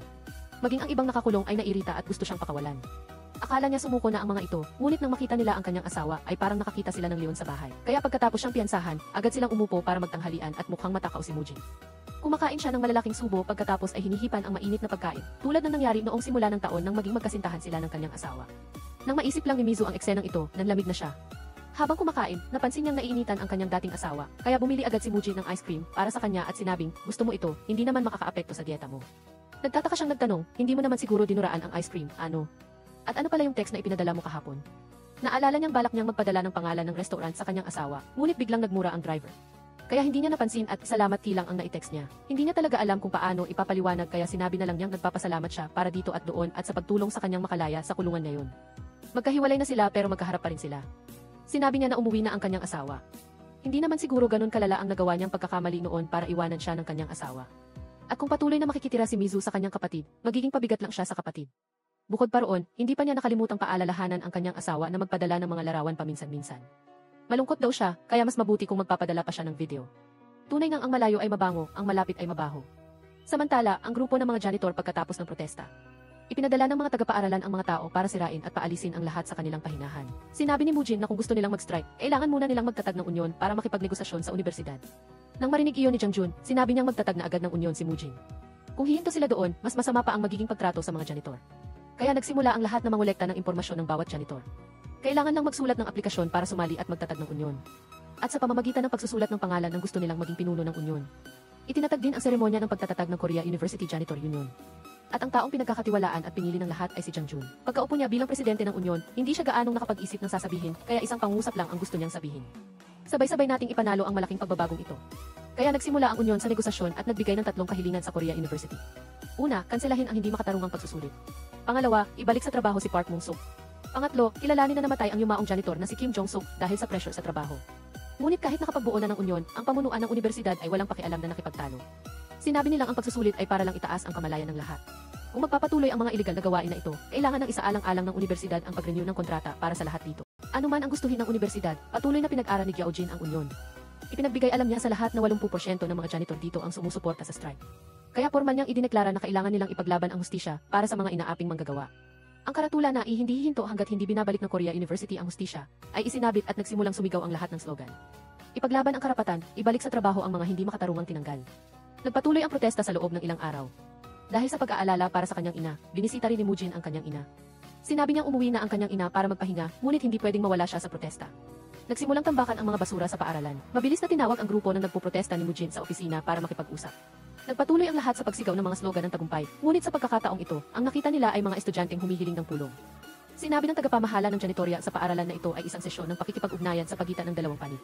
Nakita ni Gon Athie na nagfi-film siya, kaya hindi niya nakalimutang sabihin na mas maganda kung ipapadala niya ang footage sa paaralan ngayong araw. Makita pa lang, alam na agad na pinilit ang mga estudyante na sumali sa komprontasyon na ito. Sinabi ng mga estudyante na dahil sa strike at protesta na ito, naapektuhan ang kanilang pag-aaral. Kung hindi kanselahin ang strike, sinabi ng mga estudyante na magsasampa sila ng kaso sa pulisya. Nagtaka si Mujin kung bakit ang mga biktima, tulad ng mga janitor, ay itinuturing ng mga gumagawa ng gulo. Sinabi ng mga estudyante na interesado lamang sila sa kanilang pag-aaral, at ang tanging mahalaga ay kung sino ang nakakaapekto sa kanilang pag-aaral, at hindi sila interesado sa pinagmulan ng problema. Galit na sinabi ni Hwizhu na kung ganito nila tratuhin ang mga tao ngayon at pilitin silang magtiis ng ganito, sa huli ay sila rin ang magdurusa ng parehong pang-aapi. Patuloy na walang pakialam ang mga estudyante. Minamaliit ang mga janitor dahil mga abogado raw sila, hindi janitor, kaya hindi sila kailangang mag-alala dahil hindi nakikipagtulungan ang mga estudyanteng ito. Marahil ay nawawalan na ng kumpiyansa ang mga nagpoprotestang janitor. Naisip din ni Mujin na tulungan ang hukbo para mas maging handa, ngunit hindi sumang-ayon ang kanyang ina. Kung magsisimula na, kailangan itong tapusin dahil pagkatapos nito, malamang nawala ng pagkakataon na maipaglaban ang mga karapatan. Sino ang nakakaalam kung hahayaan lang ito ng pamunuan ng universidad? Sumang-ayon ang lahat sa ideyang ito, kahit na ang mga taong gumagawa ng mabigat na trabaho. Kailangan din nilang ipakita sa mga taong iyon ang kapangyarihan ng pagkakaisa. Kaya naisip ni Mujin ang paraan upang magsulat ng mga personal na liham na naglalaman ng kanilang saloobin upang isabit sa dingding ng paaralan. Habang nag-iisip siya kung sino ang magbubuluntaryo, itinaas ng yumaong kaibigan ng kanyang ina ang kanyang kamay. Sa pagkakataong ito, nagsimula siyang magsalita at sinabing ibabahagi niya ang kanyang sariling kwento. Bilang isang janitor na ipinanganak sa isang mahirap na pamilya ng magsasaka, lumaki ng walang ama at ina at hindi nakapag-aral ng mataas. Bagamat nakagawa na siya ng maraming trabaho, tulad ng pagiging kolektor ng tiket sa bus at manggagawa sa pananahi, nasubukan na niya ang lahat ng uri ng trabaho. Bagamat 20 taon na akong naglilinis dito, labis akong ipinagmamalaki at masaya na makita ang mga estudyanteng nag-aaral sa isang malinis na kapaligiran. Pagkatapos ay nagsimula rin siyang magkwento tungkol sa kung paano kailangan ng mga janitor na gumawa ng mga pagsusulit na walang kaugnayan sa paglilinis na nagpapakaba sa kanya. Kung magiging malinis ang mga silid-aralan para sa mga estudyante, kaya niyang linisin ang mga ito ng milyong beses, ngunit ayaw niya ang mga pagsusulit na iyon. Umaasa siyang maiintindihan ng mga estudyante ang pinagdadaanan ng mga janitor. Nang basahin ng lahat ang kwento, parang totoong nandoon si Kim Yeong-suk. Sa oras ng pagkain, nagpasalamat din si Kim Yeong-suk kay Mujin, sinabing ipinagmamalaki siya ng kanyang ina at laging sinasabi kung gaano kagaling si Mujin. Napakatalino at kahanga-hanga ng kanyang anak. Gayunpaman, pagkaraan ng ilang sandali, tumawag ang dalawang kapatid kay Mujin, sinabing sa halip na makiramay, sinisisi ng mga estudyante sa paaralan ang mga janitor. Dahil lang sa strike, nagtambak ang basura at hindi nalinis, kitang-kita agad na pinilit ng paaralan ang mga estudyante na gawin iyon. Tila nagsisimula ng mawala ng pag-asa ang lahat at halos umalis na ang lahat. Ang naiwan na lang ay ang ina ni Mujin at ang tatlong magkakapatid. Bigla, may tatlong estudyanteng dumaan upang bumili ng ilang supply, sinabing sinusuportahan nila ang pagprotesta ng lahat para ipaglaban ang kanilang mga karapatan. Nang marinig pa lang ng tatlong estudyanteng ito ang tungkol sa mga janitor na pinipilit kumuha ng pagsusulit, nagulat na sila. Nagpasalamat si Gon Yi at nakilala siya ng ilang estudyante. Ikaw ang bagong sikat na idolo, si Gon Jin-gi sa YouTube, tama? Nang marinig ang suporta ng lahat, tila nabuhayan ng loob ang koponan ni Mujin. Naisip ni Mujin na sana ay mas lumaganap ang mga ganitong bagay. Mukhang nakalimutan ng lahat si Gon Yi, isang livestream master na may halos 1 milyong subscribers o mahigit 50,000 na sa YouTube. Hindi mahirap para sa kanya ang bagay na ito. Kaya naman, nagsimula silang magplano. Kailangan may magpanggap at pumasok sa silid ng pagsusulit. Walang mas angkop kundi ang ina ni Mujin. Kaya nang dumating ang araw ng pagsusulit, suot ni Giaojin ang kanyang bagong salamin at buti na lang hindi siya nakilala ng tagabantay. Nagsimula na ring i-record ang live broadcast. Mabuhay po kayong lahat sa livestream ng Gon Jin-gi. Ngayon, pag-uusapan natin ang tungkol sa mga janitor na kailangang magsuot ng formal para lang sa isang pagsusulit na naglalayong tanggalin sila sa trabaho. Sinimulan na ring ipakita ang test paper. May isang dating estudyante sa comment section ang nagkomento na kahit siya ay hindi masagot ang mahihirap na tanong dito. Nagsimula na ang mas kapanapanabik na bahagi kung saan tinawag at pinagalitan ang mga hindi nakasagot. Sinabi ni Mujin sa kanyang ina na lumapit sa manager na ito para makita ng lahat ang tunay niyang pagkatao. Bigla, nakita ng isang tauhan ng manager na na-livestream siya. Kinabahan si Park Hong-gu at nagsimulang magtanong kung sino ang gumagamit ng telepono para i-video siya. Ito ay pandaraya. Napakaraming komento ang dumagsa na parang ulan. Mayroon pang nag-donate ng libo-libo hanggang daan-daang libong won para lang maghiyawan. Nagsimula na ring makatanggap ng maraming tawag ang rektor ng paaralan, nagpapatalo sa kanya na ayusin ang sitwasyong ito bago pa lumala ang lahat. Ang mga donasyon ay sunod-sunod na dumating. Mayroon pang nagbigay ng 100,000 won na may kahilingang pumunta mismo sa lugar para mag-shoot ng video. Sinabi ni Gon A.K. na hindi siya gumagawa nito para sa pera. Ngunit dahil sa dami ng sumisigaw at humihingi, wala kaming magagawa kundi ipatupad ang hustisya. Pagkatapos ng insidenteng ito, patuloy na dumami ang bilang ng mga subscriber. Maging ang asawa ni Mujin ay ipinakita ng kanyang kasamahan ang pinakamalaking insidente ng pandaraya sa kasaysayan ng paaralan. Sa harap ng tagapamahala ng janitorya sa paaralan, nagtanong si Gon Lee kung bakit pinipilit nilang pasagutin ang mga janitor ng mahihirap na pagsusulit. Dito, ang lahat ng mga veteranong janitor ay unti-unting tinatanggal sa trabaho dahil lamang sa mga pagsusulit na ito. Lumabas ang tagapamahala at sinabing voluntaryo ang lahat na kumuha ng pagsusulit na ito. Ngunit tumayo si Hizvu at sinabing ito ay banta. Hindi siya makalaban at humingi ng pakikipagtulungan sa batas. Kaya naman, nagkaroon ng pagkakataon si Mujin na humarap at ipakilala ang kanyang sarili. Kung gusto mong makipagtulungan sa batas, sige. Narito ako upang walang kondisyong ipagtanggol ang mga inaaping mamamayan. Narito rin si Abogado Mujin upang iligtas ang lahat. Lumapit siya sa tagapamahala ng paaralan at sinabi na dati niyang isinapubliko ang mga marka ng pagsusulit na lumikha ng krimen ng paninirang puri. Pagkatapos ay ginamit niya ang kanyang kapangyarihan para hamakin ang mga manggagawa. Hindi pa kasama ang pagsira niya sa ari-arian ng iba dahil hindi mura ang pocket na iyon. Matigas pa rin ang ulo ng taong ito. Sinabi niyang walang karapatang magsalita ang lahat dito, kaya tinanong ng ina ni Mujin, wala kaming karapatan. Lahat tayo ay malayang tao na may karapatang magsalita, ngunit wala tayong karapatan. Tama ba na kailangan nating gawin ang lahat ng sinasabi nila sa atin? Kapag mas nagpapadaig tayo sa pang-aapi, mas lumalabas ang mga pangalan ng mga ito. Nagsimula siyang tanungin ang taong ito tungkol sa mga tanong sa ibinigay nilang papel ng pagsusulit. Alam ba niya o hindi? Ang pinuno ay nagulat at hindi alam kung paano sasagutin. Tinanong pa ng ina ni Mujin tungkol sa kanta ng paaralan kung alam niya. Sinabi niya na walang sinuman dito ang nagbigay pansin sa mga walang kwentang kanta na iyon. Dahil sa pangusap na ito, malapit na siyang harapin. Nagsimulang kumanta at tumayo si Giaojin. Hindi lang iyon, natutunan din ng ibang mga janitor ang kantang ito para lang baliktarin ang sitwasyon sa food chart. Nagkataon na nakita rin ang mga ito ng publisher na dating estudyante ng Korea University. Agad niyang hiningi na makipag-ugnayan sa pamunuan ng paaralan. Mabilis ding dumating sa paaralan ang mga dating mag-aaral ng Korea University. Lahat sila ay mga respetadong negosyante at nagulat nang malaman ang katiwalian sa kanilang pinanggalingang paaralan. Nais nilang agad na aksyonan ito ng pamunuan ng paaralan. Dahil ang insidenteng ito ay hindi lamang nagpapasama sa reputasyon ng mga negosyanteng ito, kundi pati na rin sa kanila mismo. Kaya naman, wala nang nagawa ang rektor kundi ipahayag na lahat ng pagkakamali ay kasalanan ng paaralan. Nangako siyang lubusang aayusin ang problemang ito. Para magdiwang, inaya ng dalawang nakababatang kapatid si Mujin na kumain, ngunit hindi niya gaanong gusto. Nang sabihin niyang umalis na ang dalawa, biglang nagbiro si Gon-i, sinabi niya kay Huizhu, "Tignan mo, isang kisap mata lang ay namiss na kita." Bigla na lang siyang nagbiro ng walang dahilan. Dahil dito, nagalit siya. Sa wakas, naipaglaban na rin ni Mujin ang hustisya para sa kaibigan ng kanyang ina. Lubos siyang nagpapasalamat sa kanya. Bukod pa rito, nakabalik na rin si Park Mung-suk, ang dating natanggal. Sinabi ni Mujin na maaari na siyang magpahinga ng payapa. Aalagaan din niya ang kanyang anak na babae. Medyo nag-alala ang ina ni Mujin nang makita ang eksenang ito. Bakit siya biglang nakikipag-usap sa hangin? Biglang may sinabing maliit na sikreto si Ian, Kim Yeong-suk kay Mujin. Sinabi niyang maunawaan niya kapag umuwi na siya, samantala sa rest area ng mga janitor. Lahat ay nagdiriwang sa pagbabalik sa trabaho ni Park Mung-suk. Sabay-sabay silang sumigaw ng maligayang pagbabalik, Park Mung-suk. Pag-uwi, nakahinga rin ang maluwag ang ina ni Mujin dahil nakakain na rin ang kanyang kaibigan at nakapagpahinga. Sinubukan niyang tawagin si Moni para kumain, ngunit hindi ito sumasagot. Naalala ni Mujin. Kanina lang, sinabi sa kanya ni Kim Yeong-suk ang isang maliit na sikreto na hindi ito si Moni kundi si Pepper. Sinabi niya sa kanyang ina at nagkaroon niya ng epekto. Lumapit din si Pepper sa kanila na parang ito ang bago nitong amo. Habang naghahanda silang umalis, tumawag ang dalawang magkapatid. Sinabi nilang pumunta agad si Mujin sa ospital dahil nasugatan sila. Pero pagdating sa ospital, nakita agad ni Mujin ang kaibigan niya mula sa convenience store. Tinanong niya kung bakit siya naroon. Hindi rin alam ni Jonjin. Ang tanging alam lang niya ay nagising na lang siya at nandito na. Nang tumingin si Mujin sa salamin, doon niya lang napansin. Ang kaibigan niya ay naging multo na pala. Nang malaman niyang na-ospital si Jonjin mula sa convenience store, sinubukan ni Mujin na hikayatin si Jonjin na magpakatatag. Huwag daw siyang gumawa ng anumang kapusukan dahil kaya pa siyang iligtas. Pagkatapos nito, tinawag ng doktor ang ate ni Jonjin. Ikinuwento niya kay Mujin na may dumating na tao mula sa Zimu kanina. Kinuwento ng ate ni Jonjin na nakatanggap siya ng balita mula sa kanyang kapatid na nakahanap na raw ito ng trabaho at hindi na niya kailangang mag-alala. Tinanong ni Mujin kung may sakit ba ang kanyang kapatid. Bukod pa rito, gusto rin niyang malaman kung bakit nag-collapse si Jonjin sa trabaho. Nag-aalala ang ate ni Jonjin sa bayad ng abogado, ngunit libre itong tinanggap ni Mujin. Dahil lang sa mahal niya ang kapatid na ito. Pagkatapos ng konsultasyon, bumalik si Mujin para makipagkita sa dalawang kapatid na reporter. Doon niya nalaman na balak pala ng dalawang ito na mag-vlog tungkol sa mukbang at na-ospital sila dahil sa food poisoning. Kasalukuyang kinukwento ni Mujin sa dalawa niyang kapatid ang kanyang sitwasyon. Ngayon, ang nakita niya ay ang multo ng kaibigan niyang nagtatrabaho sa convenience store. Nagtataka si Gon-i kung hindi lang nakakakita ng kaluluwa ng patay ang kanyang kuya, kundi pati na rin ang kaluluwa ng mga may sakit na gumagala. Hindi rin alam ni Mujin. Sa kasalukuyan ay hindi niya makita si Jonjin. Ginugulo siya ng hitsura ng kanyang kaibigan na parang napipilitan. Nagsimulang tanungin ni Gon-i si Mujin tungkol sa lokasyon ni Jonjin, nalaman niyang nahimatay na pala ang kaibigan niya habang nagtatrabaho sa isang shopping center. Kaya naman, nagsimulang pumunta silang tatlo doon. Nagtanong sa kasamahang nagtutulak ng cart sa loob ng shopping mall tungkol sa sitwasyon ng trabaho doon. Ayon sa impormasyong nakuha, ilang araw na ang nakalipas ay nahihilo at sumasakit ang dibdib ni Jonjin. Mainit sa lugar na iyon, ngunit ang mga nagtatrabaho ay walang sapat na oras ng pahinga. Dapat sana ay may 15 minutong pahinga ang bawat manggagawa kada oras, ngunit sinabi ng mga ito na 15 minuto lang ang pahinga nila kada 3 oras.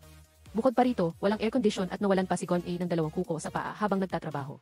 Habang nakikipag-usap sa grupo ni Mujin, tinawag siya ng manager at sinabing mas mabuting mag-concentrate siya sa kanyang trabaho. Nang makita ni Mujin ang manager, mabilis niyang ipinakilala ang kanyang sarili at tinanong ang manager kung maaari nilang pag-usapan ang isang manggagawa na nagngangalang Jonjin. Hindi tulad ng matinding init sa labas ng parking lot, sa loob ay nakabukas ang aircon sa pinakamataas na setting at napakalamig. Nakita ni Mujin na medyo nagkakasalungatan ito dahil sinasabi ng kumpanya na gusto nilang bawasan ang gastos, ngunit pinapayagan nilang i-on ng mga empleyado ang aircon sa pinakamataas na setting. Sinabi ng manager na normal lang ang trabaho sa labas at maging ang mga nasa edad 40 bawas 50 ay kayang gawin ito. Naniniwala siya na si Jonjin ang hindi sapat ang lakas para magtrabaho doon. Sinabi ni Mujin na siya ay isang abogadong kinatawan lamang dito at wala siyang intensyon na makipagtalo o makipagdebate tungkol sa sitwasyon ng trabaho ni Jonjin, tinitiyak lang niya ang mga karapatan nito. Kaya gusto ni Mujin na makita ang surveillance footage mula 3 araw na ang nakalipas. Gayunpaman, sinabi ng manager na ito ay isang dayuhang kumpanya na may isangay sa Korea at wala siyang otoridad dito. Kaya umalis na lang silang tatlo. Sinabi ni Mujin sa dalawang kapatid na kahit dayuhang kumpanya ito, kailangan nilang sundin ang batas ng Korea kung nagtatrabaho sila sa Korea. Hindi rin nakalimutan ni Mujin na pasalamatan si Gon-sik sa pagbabahagi ng lahat ng impormasyon doon at iniabot ang kanyang business card. Nakatanggap din siya ng update tungkol sa kondisyon ni Jonjin. Samantala, gumagala si Jonjin, nakipagkita sa kanyang pamangkin sa parke. May isang ate si Jonjin at isang pamangkin na nagngangalang Juchan. Mahal na mahal talaga ng magtiyo ang isa't isa, kaya binigyan pa siya ng pamangkin ng alkansya para sana maghulog siya ng pera at ibalik sa kanyang kaarawan. Nang makita si Juchan, tanging magpaumanhin lang si Jonjin dahil hindi niya natupad ang pangako niya sa kaarawan na iyon. Pagdating niya sa ospital, nakita niya ang kanyang ate na nakaupo kasama si Mujin at nag-uusap tungkol sa kanyang sitwasyon. Umalis na lang siya na nagtaka kay Mujin kaya sumunod siya. Tinanong niya kung saan siya nagpunta. Ayaw nang mabuhay ni Junjin dahil pinahirapan niya ang kanyang ate. Higit pa rito, kung patuloy siyang mabubuhay, madaragdagan lamang ang pasanin ng bayarin sa ospital ng kanyang kapatid, hindi pa kasama ang bayad sa matrikula. Naisip na minsan ni Juns na magsisimula ang bagong kabanata ng kanyang buhay, ngunit naisip ni Juns na laging hindi patas ang buhay sa kanya. Sana lang ay huwag nang magsayang pa ng oras si Muzin. Gusto niya nang magpahinga dahil nagtrabaho na siya sa buong buhay niya. Nakita niyang unti-unting nawala ang anino ni Juns. Lumala nang lumala ang kondisyon ng kanyang katawan at kailangan niya ng agarang operasyon. Walang magawa ang kapatid kundi umiyak para sa kanyang mahirap na kapatid. Pagbalik sa tanggapan ng trabaho, nagpadala ng email si Gon Yi sa kumpanya, ngunit hindi nakatanggap ng anumang tugon. Sinabi ni Gon Yi kay Muzin na subukang humingi ng payo sa mga Diyos. Ngunit hindi ganoon kadali ang makipagkita sa kanila. Kung makakakita ka, tiyak na may paraan. Sa simula, sinimula ng tatlo ang paggawa ng mga ritual ng pagpapatawag, ngunit wala itong epekto. Kaya naalala ng dalawang kapatid ang ilang beses na natulala si Muzin dahil sa isang aksidente. Kaya si Haidu ay naging Cambodian war god. Nireklamo niya ang kanyang kuya dahil sa hindi paggawa ng trabaho, ngunit dahil napakalakas ng paraang ito, nagpa siya ang dalawang kapatid na sakalin ang kanilang kuya hanggang sa makapunta siya sa langit at makatagpo ang kamatayan. Nang makarating siya sa ikatlong mundo, napabulong si Muzin, ang tapang talaga ng dalawang ito. Samantala, tinanong din ni Muzin kung paano ililigtas si Jones. Dahil sa tuwing nakikita ni Jones si Muzin, umiiwas lang siya. Naisip ng kamatayan na may pupuntahan lang siya at hindi siya maaaring mawala ng masyadong matagal. Pagkatapos ay sinabihan niya si Muzin na huwag na siyang bumalik dito at umalis na. Kaya ninyo ito na wala ang tulong ko. Kaya, itinaboy si Muzin at nagising siya. Sa harapan niya ay ang dalawang kapatid na nagpaplanong bigyan siya ng ilang suntok habang siya ay walang malay. Buti na lang at mabilis akong nagising, kung hindi, magkakahalo na ang ngipin at labi ko. Curious na nagtanong si Huizu kung nakita niya ba ang mga Diyos. Nakita ko. Nagtataka si Muzin kung bakit napakasundo ng dalawang ito na halos sabay na nagtanong sa kanya. Ngunit nakita niyang nakipagkita nga ang kanyang kuya sa kanya. Susubukan na sana ni Huizu na magtanong ngunit pinigilan siya ni Gon Yi sa lip. Ngunit paano mo mapipigilan ang isang babaeng leon? Sa oras na ito, nagpadala rin ng mensahe ang kasamahan ni Jones tungkol sa bilang ng mga hakbang na nagawa niya sa isang araw. Bagong trabaho pa lang ngunit kinailangan na niyang maglakad ng hanggang 40 kilometro sa oras ng trabaho. Ngayon ay mayroon ng karagdagang ebidensya ang buong team tungkol sa pagsasamantala sa paggawa. Kaya nagsimulang mag-apply si Gon AC para sa isang trial job sa shopping center na ito at nagtrabaho ng husto hanggang sa halos hindi na siya makahinga. Ang mataas na tibok ng puso ay nagdulot ng patuloy na pag-aalala kay Huizu. Nagdaan din si Gon Shik. Bumati siya kay Gon AC at inalok naman siya ng isang bote ng tubig. Tumanggi si Gon Shik dahil kung iinom siya ng tubig, baka mapilitan siyang magpunta sa banyo at napakalayo pa naman ito. Bukod pa rito, napakaraming tao sa mall ngayon, kaya hindi naglakas loob si Gon Shik na magpahinga o uminom ng kahit kaunting tubig. Sa ganitong lagay ng panahon na 36 tandang bawas 39 degrees Celsius, walang tubig sa katawan. Ang patuloy na pagtaas ng tibok ng puso ay sapat na patunay na talagang hindi maganda ang lugar na ito. Pahiwatig ding pinayuhan ni Gon Shik si Huizu na lumayo muna bago mag-film baka mahuli siya. Tinawag niya si Gon A para sa bayad pinsala. Pinabayaran sa kanya kahit wala siyang ginawa, buti na lang at malapit si Huizu na nagbi-video at nakuha niya ang eksena ng kanyang pagpapanggap. Nagbabanta siyang magdedemanda sa pulisya kung patuloy pa itong hihingi ng bayad pinsala. Dahil dito, natakot ang lalaki at tumakbo palayo. Tunay ngang malas na araw. Pagkatapos ng isang araw ng pagsubok sa trabaho at pangangalap ng impormasyon sa shopping center, matagumpay na nakagawa si Gon A ng isang maikling video tungkol sa isang binatilyo na lampas 20 taong gulang na nahirapan habang nagtatrabaho. Mula sa patuloy na pagtaas ng tibok ng puso sa mahabang panahon, kinailangan ng binatilyong ito na magtrabaho sa isang mainit na kapaligiran sa loob ng 3 oras ng walang pahinga. Ang video tungkol sa pagsasamantala sa paggawa ay naipost sa Gongjiang TC channel ni Gon AC at kinailangan niyang aminin na talagang nakakapagod ang trial work na ito. Nakita ni Huizu na nakasandal si Gon AC sa balikat ng kanyang kuya, kaya medyo nagsiselo siya at sinabihan ang dalawa na itigil na ang pag-arte ng may kaartehan. Pagkatapos i-post ang video na nagbubunyag ng lugar ng trabaho ni Jones, inaasahan na magkakaroon ito ng positibong epekto, ngunit puro komento lang ang natanggap na nagsasabing pikonting trabaho lang, reklamo na. Alam agad ni Gon AC na ang mga komento ay mula sa mga tao sa kumpanya kung saan nagtatrabaho si Jones. Napagtanto ni Muzin nakakakuha lang ng health check-up ni Jones. Kaya naman, pinuntahan niya ang kapatid ni Jones upang itanong kung pwede siyang pumunta sa bahay ni Jones para tingnan ito. Kailangan niya pa kasi ng kaunting ebidensya para sa kasong ito. Gusto ni Muzin na makita ang medical certificate doon at naniniwala siyang makakatulong ito. Matapos malaman ang address, agad na pumunta ang tatlong Muzin sa bahay ni Jones. Nakita nila na magaling pala talaga si Jones sa pag-aaral dahil sa dami ng kanyang diploma. Matapos halukayin ang mga gamit, natagpuan din ng grupo ang medical certificate ni Jones. Ipinapakita nito na normal ang lahat ng kanyang health indicators bago siya magsimulang magtrabaho sa mall na iyon. Kaya umuwi ang buong grupo at pinag-isipan kung paano makakuha ng mas maraming kumpirmadong ebidensya. Biglang tinawag ni Huizu ang lahat at sinabing may isang empleyado ng gas station na nagkomento na minsan kinuha niya sa trabaho ang lalaking ito na nagkaroon ng stroke at nalungkot daw siya nang marinig na nagkasakit ang lalaki. Kinabukasan, nagpadala ng email ang mga tao mula sa shopping center sa grupo ni Muzin. Dahil nakita ng ilang tao sa social media ang personal na account ng CE doon, direktang nagpadala sila ng mensahe sa kanya tungkol sa kasong ito. At dahil sa matinding problema, umayag ang CE na magbigay ng footage ng TE at tinanggap din nila ang pagbabayad ng medical expenses. Ito ay talagang isang napakagandang balita sa araw na iyon. Nang marinig ang balitang ito, nagmadali si Muzin upang ipaalam sa kapatid ni Junes, sinabing hindi na kailangang mag-alala tungkol sa mga bayarin sa ospital. Binisita rin ng buong pamilya ng kapatid ni Junes ang binata, dinala ang pamangkin na si Zochan sa isang tabi, umaasang magigising na siya at makakalaro nito, at inilagay pa ang paborito niyang robot sa tabi ni Junes. Pagkaalis nila, lumitaw si Junes na nagpataka kay Muzin kung saan siya nawala sa lahat ng panahong iyon. Sinabi ni Junes na pumunta lang siya sa lugar na kailangan niyang puntahan para matutunan kung paano maging cool sa harap ng kanyang pamangkin na si Zochan. Nais ni Muzin na bigyan ng suntok ang kapatid para magising ito. Sa sandaling magising si Junes, magiging posible lamang na maging isang astig na tiyuhin sa harap ng kanyang pamangkin. Kaya upang matulungan si Junes na bumuti ang pakiramdam, isinakay siya ni Muzin sa kanyang convertible at nag-drive para magpalamig. Nagtataka ang nakababatang kapatid kung paano nakakuha ng ganoong magandang kotse ang isang taong walang sapat na pera para sa mga kalakal sa convenience store. Sabi ni Muzin na maging labor lawyer tulad niya at magkakaroon din siya. Medyo mahirap paniwalaan. Ibinahagi ni Muzin na sa totoo lang, naranasan din niya ang labis na kawalan ng pag-asa tulad ni Junes. Tila nakakasakal at medyo madilim ang buhay. Gayunpaman, sa dulo ng kalsada ay mayroong liwanag.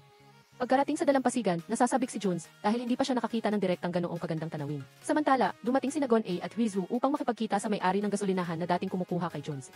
Sa harap ng kamera, nagpahayag siya ng pagkadismaya na ang isang masipag na tao ay walang dahilan upang punahin sa lipunan. Kaya kailangan niyang tumayo para protektahan ang ilang taong binubuli. Ang mga taong walang alam ay puro nonsense lang ang komento sa social media. Habang nagre-record, biglang may ilang bagong komento, ngunit mas positibo sa pagkakataong ito. Lahat ng dating amo ni Junes ay ipinagtanggol siya. Sinabi nilang tahimik siyang tao at napakabuti sa kanyang mga kasamahan. Lahat sila ay nakaramdam ng galit matapos marinig ang balitang ito. Hindi tulad noong una na puro negatibong komento mula sa mall na iyon. Samantala, sina Junes at Muzin ay nag-enjoy sa sandaling matagal na nilang hindi nagagawa. Sabi ni Muzin, dahil nandito na sila, dapat kumain na sila ng kinilaw na isda. Kung hindi, at least kumain ng manok sa ilughan. Nangako na siya sa iyo, kaya bilisan mo at gumising ka na. Susuko rin si Junes sa katigasan ng ulo niya. Hanggat hindi niya nakakamit ang kanyang layunin, hindi niya palalampasin ang kapatid niyang ito. Ang totoo, gwapo rin ang kapatid na ito kapag ngumingiti. Sabi ni Junes, gwapo naman talaga ako. Pagkatapos ng usapan, inaya ni Muzin si Junes na magtrabaho sa ilalim niya. Ang opisina ng abogado sa paggawa at si Muzin ang magiging pinuno. Magaling siyang magpinta, pero isipin mo lang iyon kapag malaki na siya. Tila pinatay ng nakababatang kapatid ang pangarap ng kanyang kuya. Dumadami ang mga positibong komento ni Vu. Nang makita ito, umaasa ang kapatid ni Junes na magigising na ang kanyang kapatid sa lalong madaling panahon.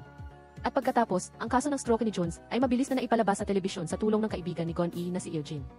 Inamin niya na maganda ang hitsura ng kanyang kaibigan sa screen. Dahil medyo nagsiselo si Huizu, pinilit niya si Gon A na ibigay ang kanyang kamay. Bigyan mo ako ng kaunting talino kapag nasa harap ng taong gusto ko. Puro papuri sa iba. Humingi agad si Gon A ng kaunting katalinuhan mula kay Gon I ngayon, hayaan mo akong ibalik ang kaunti sa iyo, ha? Magmamahalan na kayo kaagad para hindi na mahaba ang paghihintay ng lahat. Bigla, lumabas sa telepono ang impormasyon tungkol sa isang sikat na tao na may 1 milyong tagasunod na nagbahagi ng video. Ang dalawa ay masiglang nagyakapan sa sobrang tuwa. Tunay ngang hindi gaanong mahirap ang lahat ng ito para sa lahat.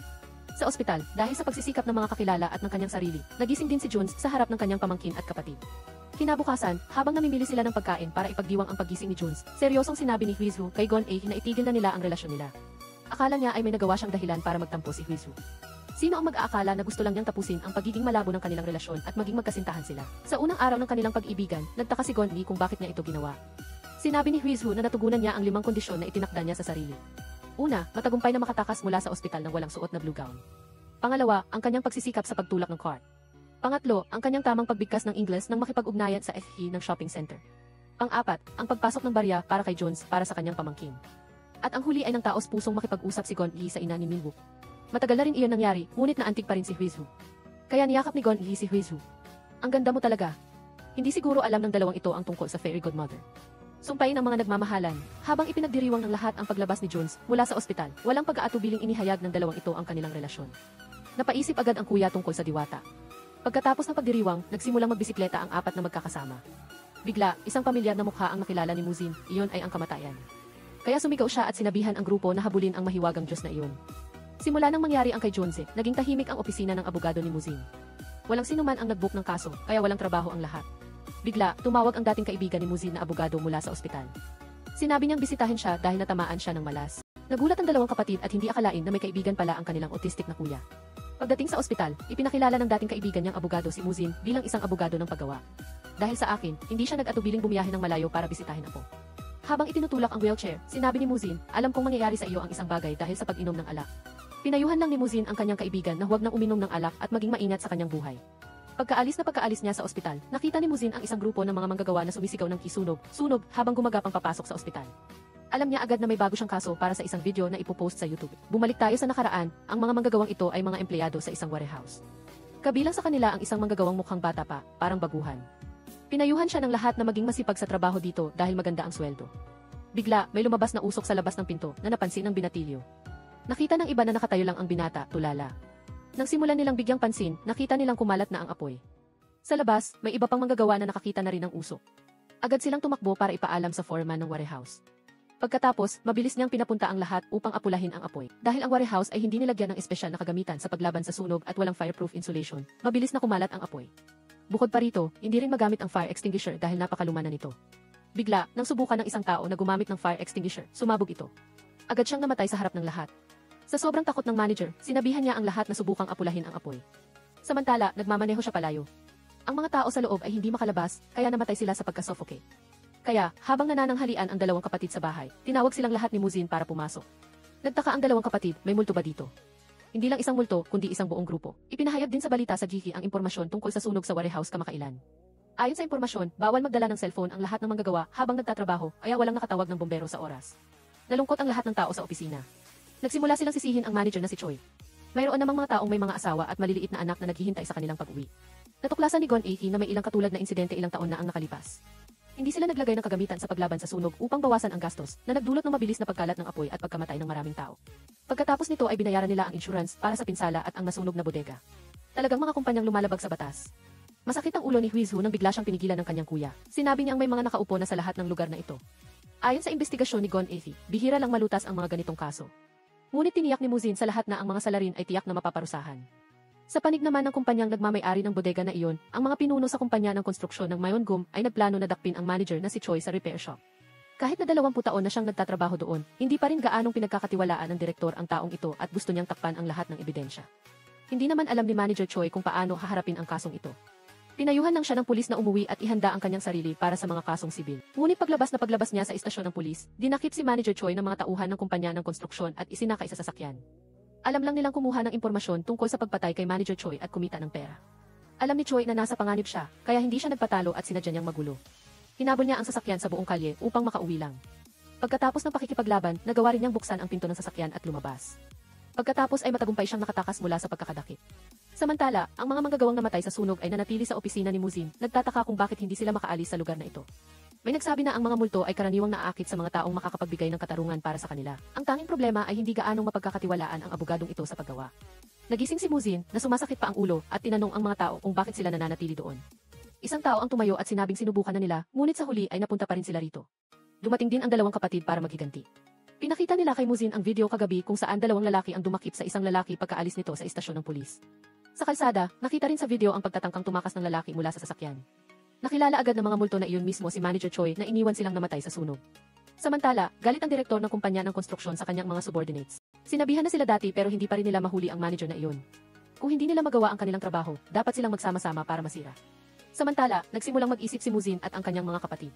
Posibleng dinakip si Manager Choi dahil sa pagpaparatang ng hindi pagtupad sa kanyang mga responsibilidad sa paglaban sa sunog. Maghahanap sila ng bagong tao, magbubukas ng bagong kumpanya, at ipagpapatuloy ang parehong gawain. Sa kasalukuyan, hindi naglakas loob si Manager Choi na umuwi sa kanyang asawa at mga anak. Alam niyang magdadala siya ng problema, kaya nagtatago lang siya kung saan-saan. Nang tumawag siya sa bahay, pinayuhan lang siya ng kanyang asawa na sumuko sa pulisya. Ngunit paano naman makakasuko si Manager Choi? Samantala, nakagawa na si Gon Aiki ng isang video na naglalantad sa kumpanya ng transportasyon na bugok na pinamamahalaan ni Manager Choi. Marami siyang views, kaya tuwang-tuwa siya. Nagtataka si Huizhu kung kailan pa siya nagkaganito. Sinabi ni Huizhu na hindi ito magiging madali dahil maaaring kasuhan si Gon Aiki ng libelo sa paglalathala ng maling impormasyon. Ngunit gusto lang ni Gon Aiki na maging isang taong nagtataguyod ng katarungan na ilabas ang lahat sa liwanag. Bukod pa rito, nagpadala si Reporter Park ng mensahe na mayroong isang pinagsamang seremonya ng paggunita sa pagitan ng mga biktima ng sunog. Kaya mabilis na pumunta ang tatlo sa lamay upang pigilan ang mga settlement sa mga pamilya ng biktima. Inakala nilang magiging maayos ang lahat, ngunit pagpasok pa lang nila, hinarang na ang grupo ni Muzin ng may-ari ng bahay na si Chansu. Naisip niya na ang mga taong nasa harapan niya ay mga taong hinahabol lang ang pera. Hindi na napigilan ni Huizhu ang mga walang basehang panlalait. Sumigaw siya sa mukha nito, nandito kami para tulungan ang mga biktima na makamit ang katarungan. At libre pa ang serbisyo namin tapos sasabihin niyong nandito kami dahil sa pera. Muntikan nang magkapisikalan ang dalawa. Sa oras na ito, tumayo ang isang lalaki at sinabi kay Muzin na hindi matanggap ng mga kamag-anak dito na basta na lang mamatay ang pangunahing naghahanap buhay sa kanilang pamilya. Nasunog sila sa sunog ng ilang araw at sa huli ay naiwan sa freezer, kaya walang sinuman ang gustong pumunta rito para magkasundo at tama lang iyon. Gayunpaman, gusto pa rin ni Namuzin at Huizhu na makahanap ng solusyon sa kasong ito. Bigla, nakatanggap si Gon Yi ng tawag mula kay Manager Choi. Gusto niyang makipagkita. Pagkasakay sa sasakyan, sinabi ni Gon Yi kay Muzin na ang manager ng lugar na iyon ay kusang nakipag-ugnayan. May mahalagang bagay siyang gustong pag-usapan, kaya agad na sumunod ang mga manggagawa. Sinabi ni Muzin na pabayaan na lang sa kanya ang kasong ito dahil kung may anumang panganib, pagpapalain siya ng mga Diyos. Pagdating doon, sumunod din ang mga namatay sa sunog kay Muzin. Tinanong nila kung balak niyang traidurin sila. Nang marinig ng mga taong ito na makikipagkita si Muzin sa lalaking iyon, gusto nilang lahat na mapasok ang kanyang katawan. Para lang masuntok siya dahil wala silang katawan. Habang nagkakagulo si Muzin, dumating si Manager Choi. Nagalit ang mga taong ito at nagsimulang magwala sa kanya. Nagsimulang lumabo ang usok at nagtaka si Muzin kung paano nila nagawa iyon. Nagsimulang pumutok ang lupa at sa sobrang takot ni Manager Choi, tumakbo siya ngunit hindi naman nakalayo. Hanggang sa umabot sa sukdulan ang galit ng lahat. Dahil sa buhawi, nadapa si Manager Choi at nawala ng malay. Sa sandaling ito, nakaramdam ng pagkasisi ang lahat dahil nasaktan nila ang ibang tao. Hindi nila alam kung ano ang ginawa nila para makagawa ng isang astig na ipo-ipo para parusahan ang masasamang tao. Ngunit hindi ito ang gusto ni Muzin dahil ang paghihiganti ay walang magandang kahihinatnan. Pagkagising ni Manager Choi, agad siyang nakiusap kay Muzin, humihingi ng tulong upang humingi ng tawad sa mga manggagawa. Sinabi ni Muzin na narito sila kasama natin. Ang tanging kailangan niyang gawin ay taos pusong humingi ng tawad sa lahat. Ayaw ng mga manggagawa na basta na lang humingi ng tawad ang manager na ito. Ngunit nang makita nila siyang lumuhod sa harap ng lahat, taos pusong humihingi ng kapatawaran. Humihingi ako ng tawad sa inyong lahat dahil sa sobrang pagiging duwag at pagtakbo. Bilang isang pinuno, hindi ko sana iyon ginawa. Hindi ko gagamiting dahilan na sumunod lang ako sa utos. Alam kong huli na ang paghingi ng tawad at hindi ako karapat-dapat sa kapatawaran. Ako sana ang namatay. Nakita ng lahat ang kanyang taos pusong paghingi ng tawad kaya medyo nakaramdam sila ng simpatsya. Tinanong ni Muzin si Choi, parang may mahalaga ka pang gustong sabihin, tama ba? Kaya, sa harap ng cellphone ni Muzin, inamin ni Choi ang lahat ng mga kapabayaan sa fire prevention sa kumpanyang iyon. Ibinunyag niya ang lahat ng nakatagong kasalanan ng pinuno doon. Hindi rin nakalimutan ni Choi na sabihin kay Muzin na sa kanyang refrigerator sa opisina na iyon, itinago niya ang lahat ng ebidensya at audio file tungkol sa nangyari sa nakaraang 20 taon. Sana ay mailabas ito ni Muzin sa liwanag. Biglang may dumating na mga bounty hunter sa labas. Sinabi ni Manager Choi kay Muzin na alalahanin ang HB na iyon. Pagkatapos ay nagsimula silang maghiwalay at tumakas. Sa bahay, nagtataka ang dalawang kapatid ni Muzin kung saan nagpunta ang kanilang kuya. Walang nakitang mensahe. Nagpa siya ang dalawang kapatid na pumunta sa address na ipinadala ni Gon Yi kay Manager Choi. Ngunit nang makarating sila doon, wala silang nakita na kanilang kuya o si Manager Choi. Kaya pumunta sila sa istasyon ng pulis para magulat.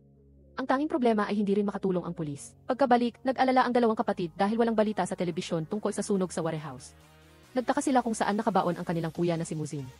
Bigla, lumabas sa balita ang anunsyo tungkol kay Director Choi. Dinakip ang CC ng Bugok Transport Company kagabi. At ang kasama ni Director Choi ay ang kanilang kuya na si Muzin. Kaya, matapos dalhin si Muzin sa istasyon para sa interogasyon, sinabi lang niya na siya ay isang YouTuber na naghahanap lang ng views. Nakita ng pulis na may edad na si Muzin. Pinayuhan siya ng pulis na maghanap ng trabaho at huwag nang magpakapagod sa kanyang katandaan. Ayaw lang sabihin ni Muzin na siya ay isang abogado sa paggawa na may kaugnayan kay Director Choi. Pagkaalis niya sa istasyon ng pulisya, binuksan niya ang kanyang telepono at nakita ang mga tawag mula sa dalawang kapatid niya mula pa kagabi. Sumasakit ang kanyang ulo sa mga tawag ng mga kapatid niya. Tinanong ng dalawang kapatid kung nakakita na siya ng anumang pahiwatig mula kay Director Choi. Sinabi ni Muzin na kagabi ay nakakuha siya ng footage ng tunay na may-ari ng Bugok Transport na si Myeonggom Construction.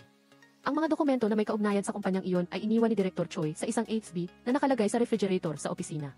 Tinanong ng dalawang kapatid si Muzin kung nasaan siya para sunduin siya ni Huizhu. Agad siyang isinakay ng mga estranghero sa sasakyan at nahulog ang kanyang cellphone sa kalsada. Nagtaka si Gon Yi kung walang nangyaring masama. Ngunit dinala na pala ang kanyang kuya ng mga tauhan ng Myeonggom Construction Company sa basement at ikinulong doon. Kinagabihan, nakatanggap lang ng balita ang dalawa mula sa pulisya. Nakatanggap sila ng tawag mula kay Muzin. Kailangan bayaran ni Huizhu ang piyansa nang hindi niya alam kung nasaan ang kanyang kuya. Ngunit hayaan na lang, maghanap na lang ng EFP sa Bugok Transport. Pagkagising ni Muzin, ipinapalabas sa news board ang balita tungkol sa mga kamag-anak at mga biktima ng sunog sa warehouse sa Bugok. Nagulat ang mga taong ito nang makita nila sa balita ang kanilang mga kamag-anak na matagal na nilang hindi kinikilala. Ngayon bumalik sila para kunin ang mana na parang walang nangyari. Talagang nakakagalit. Hindi alam ng mga taong ito kung pinatay na ba si Muzin. Natatakot sila na ang mga taong inupahan ng kumpanya ng konstruksyon ay papatayin si Muzin para itago ang ebidensya. Maya-maya ay bumalik ang mga gangster. Huminto sila sa harap ni Muzin at tinanong kung may naaalala na ba siya. Malamang may dahilan silang dalawa kung bakit sila nagkita. Bumulong si Muzin sa tainga ng lalaki. Nagkamali ng papel si Choi sa pagkakataong ito. Kaya sinuntok si Muzin ng gangster ng ilang beses. Kailangan niyang suntukin ang magkabilang pisngi para balanse at pagkatapos ay nawalan siya ng malay. Si Director Choi naman ay nasa harap ng piskal. Tinanong ni Director Choi kung ipagpalagay na si Kim Myong-an ng Myeonggom Construction ang tunay na may-ari ng Bugok, magbabago ba ang anumang bagay. Tiniyak ng piskal kay Director Choi. Ang kasong ito ay masususpinde at muling imbestigahan. Ang responsibilidad ay ililipat sa Myeonggom. Magkakaroon ng masusing investigasyon sa sunog na ito. Maaari ring baguhin ang batas. Biglang idinagdag ni Director Choi na mayroon siyang recording at ebidensya na nagretiro siya at binigyan ng pera para pamahalaan ang warehouse na ito. Mayroong isang ESB sa refrigerator ng kanyang opisina na naglalaman ng ebidensya ng mga bagay na iyon. Pagkatapos makalap ang lahat ng impormasyon, agad na nagbago ang mukha ng piskal. Ngayon, maaaring makulong si Director Choi sa loob ng ilang taon. At makatitiyak kang hindi niya magagalaw si Chairman Kim. Ang prosecutor na ito pala ay tao ng Myong Isis Construction. Narito siya upang kumuha ng impormasyon tungkol sa mga bagay na hawak pa ni Director Choi. Magkukusa siyang magsalita kung ano ang alam niya o hindi, ngunit mukhang hindi man lang nagsasalita si Moon Jong-un. Galit na inihagis ng tauhan ang chopsticks at ang dumpling. Patuloy siyang umupo sa hapagkainan nang hindi nalalaman na ang kanyang chopsticks ay hindi sinasadyang magiging susi para makatakas si Moon Jong-un. Kaya habang abala ang grupo sa pagkakaraoke, kinuha ni Moon Jong-un ang chopsticks, dahan-dahang pinutol ang tali na nakagapos sa kanya upang makatakas. Kaya nang matanggap ng grupong ito ang utos na hanapin ang ESB sa opisina ni Director Choi, nakatakas din si Moon Jong-un at dahil medyo gutom siya, kumain muna siya ng dumpling. Samantala, sa construction company ni Kim Myong-an, naiinis siya nang malaman na ang mga abogadong inupahan niya ay walang nagawa kahit na gumastos siya ng pera para harangan ang pag-aaral. Agad na iminungkahi nila sa direktor ang isang paraan upang palawakin ang isang network na kapakipakinabang para sa kumpanya, at iyon ay ang samantalahin ang pakikipagtulungan kay Representative Moon. Siya ay isang taong nagtataguyod ng mga patakaran na kapakipakinabang sa mga negosyo upang mapaluguran ang isip. Kapag nakakonekta ka na sa kanya, maiiwasan mo ang anumang problema sa hinaharap mula sa mga mapanganib na individual. Nakita ng direktor na kapakipakinabang ito, kaya agad niyang pinapunta ang babae para makipag-ayos sa negosyo. Pagsapit ng gabi, nakarating sina Gon-e at Huizu sa construction company, pumasok sa loob at sinimulang hanapin ang opisina ni Director Choi, papunta sa opisina ng general manager. Pumasok silang dalawa at nilock ang pinto, sinimulan nilang hanapin ang refrigerator na sinabi ni Director Choi, at nang buksan nila, marami silang nakita sa loob. Pagkatapos maghanap ng ilang sandali, naghinala si Huizu na may kumuha na, ngunit binuksan ni Gon-e ang kahon ng chili paste at natuklasan na nandoon ito, ngunit dumating na rin ang mga tao mula sa construction company. Agad silang tumakbo palabas nang biglang huminto si Huizu at naghagis ng mga bagay sa grupo. Medyo nakakalito kung bakit hindi siya tumakbo palayo. Sa halip ay huminto siya at naghagis ng mga bagay sa kanila. Pagkatapos niyang maghagis ay akmang tatalo na siya. Sinabi ni Gon-e na, tumalon ka, sasaluhin kita. Sa huli, si Huizu mismo ang nahulog at inihagis niya si Gon-e sa damuhan. Pagkatapos ay kinuha niya ang ulo ng gangster. Talagang mayroong kapatid na nagpoprotekta sa akin, kaya hindi ako kailangang mag-alala. Agad na bumalik ang dalawa sa kotse, at nakataka sila nang hindi alam na nahulog ang AIDS. Talagang hindi na kailangang hanapin, at ang mga bagay ay napunta na sa kanilang mga kamay. Nagtataka si Huizu kung bakit sila masaya. Natanto ni Gon-e na wala sa kanya ang ASP na hawak niya, talagang nasayang lang ang kanilang paghahanap. Pagdating sa bahay, tinatawagan ni Moon Jong-un ang telepono nang mapansin niya na hawak ito ng dalawa niyang kapatid. Nakita nilang medyo nairita ang kuya nila, kaya nagtanong sila. Ngunit ayaw ni Moon Jong-un na sabihin at itinago ito, at tinanong ang dalawa niyang kapatid kung nahanap nila ang ASP. Isinalaysay ni Gon-e ang buong proseso mula nang kunin nila hanggang sa pagbalik sa kotse, at ang resulta ay dumating ang isang grupo ng mga tulisan at nakipagbuno kay Huizu. At nakuha rin nila ang ASP. Nagtaka rin ang dalawang kapatid kung paano nakatakas si Moon Jong-un mula sa pagdukot ng mga taong iyon. Ngunit medyo pagod na si Moon Jong-un kaya sinabi niya sa dalawa na umuwi muna at magpahinga. Pagkatapos umuwi, parang nawawala sa sarili si Moon Jong-un, ayaw makipag-usap o makipag-ugnayan sa sinuman. Habang nag-aalmusal, narinig niya sa gihi ang balita na nagpakamatay si Director Choi. Ang taong sangkot sa sunog na ikinamatay ng 8 katao ay hindi alam ni Muzin kung ano ang gagawin. Hinahanap din ng dalawang nakababatang kapatid, sina Gon-u at Huizu. Paano ngayon makakamit ang hustisya, gayong nagpakamatay ang saksi? Nawala pa ang ebidensya dahil sa mga kapatid niya, kaya nawala ng pag-asa si Muzin. Gusto na lang niyang matulog para makalimutan ang lahat, pero hindi siya makatulog sa kama, kaya sa sofa na lang. Nagtaka ang mga biktima, kaya isang tao ang nagsabi na siguro ay dahil pakiramdam niya ay sobrang kawalan ng pag-asa dahil nawala na ang saksi at ebidensya. Ginawa niya ang lahat ng kanyang makakaya, at sa bawat araw na lumipas, tumawag si Gon-u ngunit hindi sinagot ni Muzin. Biglang bumangon si Muzin na tila nagpa siya na may kailangan siyang gawin. Una, pumunta siya sa buro ni Director Choi upang makiramay sa pamilya ng saksi. Pagkatapos ay umupo siya sa tabi ng anak ng direktor at kinausap ang bata. Ipinangako niya sa bata na bibilhan niya ito ng video game console dahil ito ang huling hiling ni Director Choi bago siya hinabol. Ang mga manggagawa ngayon ay nakaramdam ng kaunting pagkakasala. Sa simula ay gusto lang nilang humingi ng tawad, ngunit hindi nila inasahan na ang mga bagay ay lalala ng ganito para lang patahimikin sila. Kahit papaano, naramdaman nilang sila ay iginagalang. Ngunit ang karapat-dapat parusahan ay malayang nakakalabas. Gayunpaman, may nakakita na may mga tog sa labas. Hindi alam ng lahat kung ano ang gagawin nila doon. Naging interesado si Muzin. Nagtanong siya sa manggagawa kung ano ang nangyayari. Lumalabas na gusto ng grupong ito na makipagkita kay Kongresista Moon Jong-un. Nang gabing iyon, umuwi si Muzin upang maghanap ng impormasyon tungkol sa kanya. Nalaman niyang siya ay isang tao na may tendensyang gawin ang lahat ng makikinabang sa negosyo at hindi sa mga manggagawa. Kung makikipagkita ang ihi ng Myonggum sa kanya at makakakuha ng pondo, kung gayon sa tuwing mayroong mga bagong biktima, tulad ng lahat dito, walang sinuman ang makakagawa ng anuman laban sa kanila. Hindi alam ng mga manggagawa ang gagawin at parang galit. Napagtanto ni Muzin na may isa pang paraan na maaaring gawin. Gayunpaman, hindi niya pwedeng isama ang kanyang dalawang kapatid dito. Nakita nilang nakasuot ng suit ang kanilang kuya. Nagtataka ang dalawang kapatid kung bumisita ba ang kanilang kuya sa buro ni Director Choi. Sana ay hindi nila nawala ang ESP sa mga masasamang tao noong araw na iyon. Sinabi ni Muzin sa dalawang kapatid na kalimutan na ang kasong ito dahil wala na silang magagawa. Ayaw niyang ilantad ang katotohanan. Kailangan lang takpan ang mga kamay at bibig. Nagtaka ang dalawang kapatid kung bakit napaka-konserbatibo niya. Baka nabili na siya ng Myeonggum o kung ano paman.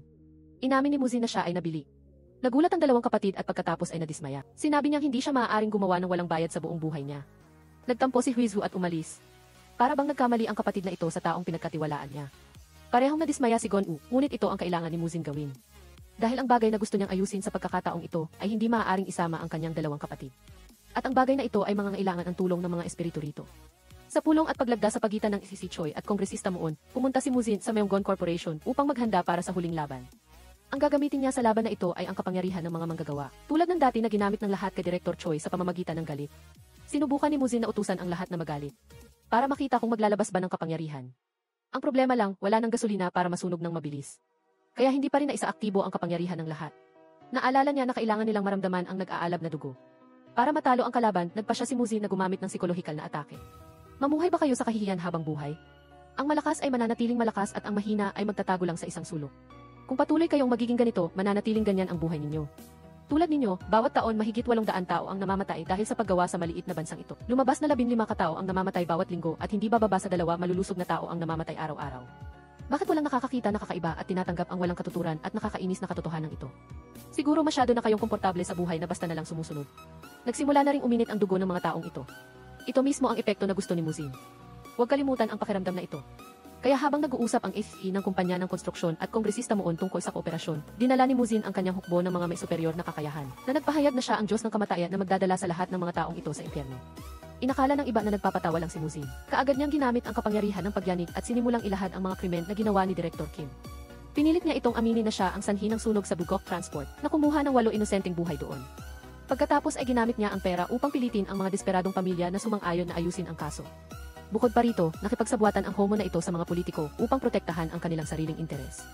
Sinubukan ng isang tao na pigilan si Muzin, ngunit ginamitan niya ito ng baging at ikinabit ito sa dingding. Sumagot ka, Kim Myong-an, kulungan o impyerno.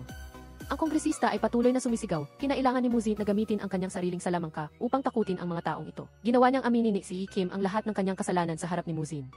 Kinunan niya ng video ang lahat ng ito at ipinalabas ng live. Nang may nagtangkang agawin ang telepono ni Muzin upang burahin, wala itong silbi dahil live itong ipinapalabas at na-post na niya sa online. Pagkatapos niyang takutin, hindi pa rin ito natakot. Tinanong niya, nagluloko ka ba? Subukan mong ilabas ang lahat ng multo rito, bobo. Pagkatapos niyang magsalita, muling yumanig ang lupa at nagsimulang pumutok ang mga bintana. Tila ang pagpapatawad sa isang kriminal ang pinakagago kong desisyon nang makita kong muli silang natakot at gustong sumuko. Sinabi ni Muzin sa mga manggagawa na huminto na parang wala lang. Wala silang ginagawa pero mailindol talaga. Pagdating ng dalawang magkapatid, gumuho ang kwarto. Matapos gumuho ang bahay, nagising si Muzin at nagtaka kung bakit nandito ang dalawang magkapatid. Sinabi ni Gon-woo na lihim niyang kinabitan ng tracker ang kanyang kuya simula nang dukutin ito. Ang bahay na ito ay unti-unting gumuguho mula sa labas. Takot na takot ang mga tao at tumakbo papunta sa elevator, pero bigla itong bumagsak. Nagtaka si Kim kung bakit ang bagong gawang gusali ay madaling gumuho. Humingi ng tulong si Kongresista Moon sa loob, umaasa na may makapagliligtas sa kanya. Sinubukan ng mga tauhan ni Director Kim ngunit hindi sapat. Siya naman ay nag-utos lang mula sa labas. Pagkalabas, isang lalaki ang nagbigay sala kay Muzin dahil sa iyo kaya gumuho ang gusali. Nagtanong si Muzin, hindi ba dahil sa inyo na gusto ninyong magtangga ng mga materyales sa gusali? Nagtalo ang dalawang panig hanggang sa sumigaw si Kongresista Moon at tumigil sila. Mas mahalaga ngayon ang pagliligtas ng mga tao, kaya hinanap ni Muzin ang bakal na bara sa pinto. Ginamit niya ito upang ipitin ang 7 ladrilyo na nakapailalim sa paa ng kongresista at kailangan pang hilahin ng mga gagong iyon para lang mahatak niya ang kanyang paa. Baliw na sumigaw si Kongresista Moon, iniisip na pilay na siya, ngunit sinabi ni Gon-woo, Gor, medyo galos lang ang paa mo, normal pa rin. Iniisip pa rin ni Director Kim na si Muzin ang may kasalanan. Sinabi ni Gon-woo na ang alam lang niya ay pahirapan ang mga manggagawa. Sisingilin ng labis kaya madaling gumuho ang gusaling ito. Matapos niyang sabihin iyon, nagsimulang yumanig muli ang bahay. Sinabi ng kanyang tauhan sa direktor na umakyat sa bubong dahil may helipad doon. Kaya ang lahat ay nagsimulang magmadali paakyat. Walang pakialam sa kongresista, natatakot din siya sa kamatayan, kaya kumapit siya kay Gon-woo at humingi ng tulong. Kaya 4 silang nagtulungan na sumunod sa mga lalaking iyon at nakarating sa helipad. Habang naglalakad, sinabi ni Muzin na siya ang dumating dito para aprubahan ang maruruming gawain ng direktor na ito. Tila hindi pa alam ng kongresista na niloloko siya ng direktor na iyon. Nang makarating ang lahat sa rooftop, tinanong ng kongresista si direktor kung gaano kabilis niya itinayo ang gusaling ito, aya't malapit na itong bumagsak kahit bagong gawa pa lang. Habang nagtatalo sila, nagulat ang subordinate kay Director Choi. Hindi makapagpadala ng helicopter ang bombero dahil hindi nakarehistro ang gusaling ito. Pinagalitan niya ang kanyang subordinate at nalaman niyang para makatipid sa gastos, nagmamadali siya sa paggawa, iniisip na magiging maayos ang lahat sa huli, kaya ngayon walang helicopter na darating. Gusto pang tumawag ng kongresista sa bumbero, ngunit pinatay din ang tawag niya dahil hindi maaaring labagin ng bumbero ang utos. Patuloy na pumupunit ang lupa. Ang tanging pagpipilian ng grupo ay tumakbo pababa sa hagdan. Gayunpaman, sa ibaba ay may malaking apoy na umuusok kaya ang tanging pagpipilian ng grupo ay bumalik sa dati nilang lugar. Ngayon, ang Director Choi ay sinusuway ng mismong proyekto na kanyang sinira. Ang alam lang niya ay sisihin ang kanyang subordinate kung ano ang gagawin habang ang kasalukuyang sitwasyon ay walang magagawa. Dalawang manggagawa pa nga ang pumasok at sinabing patay na rin ang fire alarm system dito dahil lang gusto ng kontraktor na bilisan ang pagtatayo. Ang mga insidenteng ito ay nangyari dahil pinilit ng panig ni Director Choi ang mga manggagawa na magtrabaho kahit umuulan. Hindi natuyo ang semento na nagresulta sa pagkasira ng isang haligi sa gusaling ito. Sinisisi naman ng mga nasa likod ng proyekto. Ginawa nilang walang alam ang mga mabababang manggagawa tulad nila. Malaman ninyo ang inyong lugar dahil ako ang nagbabayad sa inyo. Ngunit sa sitwasyon ng pagkalat ng apoy at pagbagsak ng gusali, pare-pareho lang ang damo. Naghahanda na sanang mag-away ang dalawang panig nang biglang bumulwak ang usok mula sa elevator. Sinubukan ng lahat na gamitin ang kanilang mga tuwalya at damit upang takpan ang elevator. Pagkatapos ay nagsimula silang sisihin ang direktor kung bakit nangyari ang lahat ng ito. Totoong ang labis ang kanyang pagkain. Kinain pa niya ang sariling niyang buhay. Sinisi ni Gon-u ang direktor na mataba. Obese siya pero sinasabi niyang mataba lang siya. Napakahusay niyang kainin ang pundasyon ng gusali kaya muntik na tayong lahat mamatay. Bumaling si Muzin sa dalawang manggagawa at nagtanong kung mayroon bang paraan para makaligtas. Kung mayroon, hindi sana sila naroon. Dahil kinain na ng chubby na iyon ang buong fire escape system. Nagsimulang magreklamo ang kongresista. Kapag nakalabas lang ako rito, hihigpitan ko ang mga batas sa kaligtasan sa trabaho at parurusahan ko ng husto ang mga lumalabag sa batas sa aksidente. Kunin mo ang maruruming pera mo at pakainin ang mataba mong katawan. Nagsimulang tumagilid ang gusali. Ang lupa ay nagkaroon ng bitak na dahilan upang kumapit ang direktor sa manggagawa at palitan ang kanyang pwesto. Ngunit sa halip na hilahin siya pataas, itinulak ni Director Kim ang manggagawa pababa para mamatay sa kanyang lugar. Bumaling siya kay Muzin at nagtanong, ikaw ang abogado sa labor, di ba? Babayaran kita ng 100 milyon. Ay hindi, 200, 300. Nakita niyang itinuturing niya lang na basura ang buhay ng tao. Nagsimulang humamak ang lahat sa kanya. Akala niya ay kapakipakinabang siya sa bansa. Kung mamatay siya, mawawala ng isang talentadong tao sa industriya. Ngayon lang nakita ni Muzin at ng lahat ang tunay niyang mukha. Gustong lumaban ng kaibigan ng manggagawa kanina para maghiganti. Ngunit pinigilan siya ni Muzin at ng dalawang kapatid. Dahil hindi lang paghihiganti ang tanging paraan. Gusto ng manggagawa na mapunta siya sa impyerno. Pagkatapos ay lumapit siya at sumigaw, bakit ako pupunta doon? Nagsasalita siya ng walang tigil, diretso sa bibig. Pagkasabi niya noon, yumanig ang lupa sa ilalim niya. Hindi alam ni Muzin kung bakit niya ito pinigilan. Ang resulta, pareho silang nahulog ni Director Kim sa impyerno. Gayunpaman, si Muzin ay isang maimpluwensyang tao. Kilala niya ang Diyos kaya nakapunta rin si Director Kim sa lugar na laging pinupuntahan ni Muzin tuwing malapit na siyang mamatay. Sinisisi pa rin siya ng demonyo matapos siyang sinubukang iligtas. Sinabi niyang ginayuma siya. Biglang naging pula ang paligid. Lumitaw ang mga nagdurusang kaluluwa na tila gustong hilahin ang taong ito pababa sa impyerno. Dahil dito, natakot siya at nagmakaawa ng kapatawaran. Isang boses ang nagsalita. Kung hahayaan kitang mabuhay, ano ang gagawin mo? Sinabi ni Muzin na sumagot siya ng kahit ano, o mamamatay ka na lang dito at mapupunta sa impyerno. Nang makita niya ang mga multo sa paligid, sinabi niyang gagawin niya ang anumang bagay. Nagpakita ang mga manggagawang namatay sa sunog sa kumpanya ng transportasyon kasama ang Diyos. Sinabi ni Muzin na sila ang mga tao sa sunog noong araw na iyon. Lahat sila ay kanya. Kinuha ng Diyos ang isang kontrata na hindi sa Korean. Nagkunwari si Muzin na basahin ito. Sinabi niya kay Director Kim na pumirma dahil puro kapakipakinabang lang ito. Ang pangunahing gawain ay mag-imbestiga at magbayad para sa lahat ng kanyang limitasyon sa loob ng 108 araw. Nagbago kaagad ang kanyang saloobin dahil ayaw niyang mag-aksaya ng pera. Kaya binawasan ng Diyos ang oras.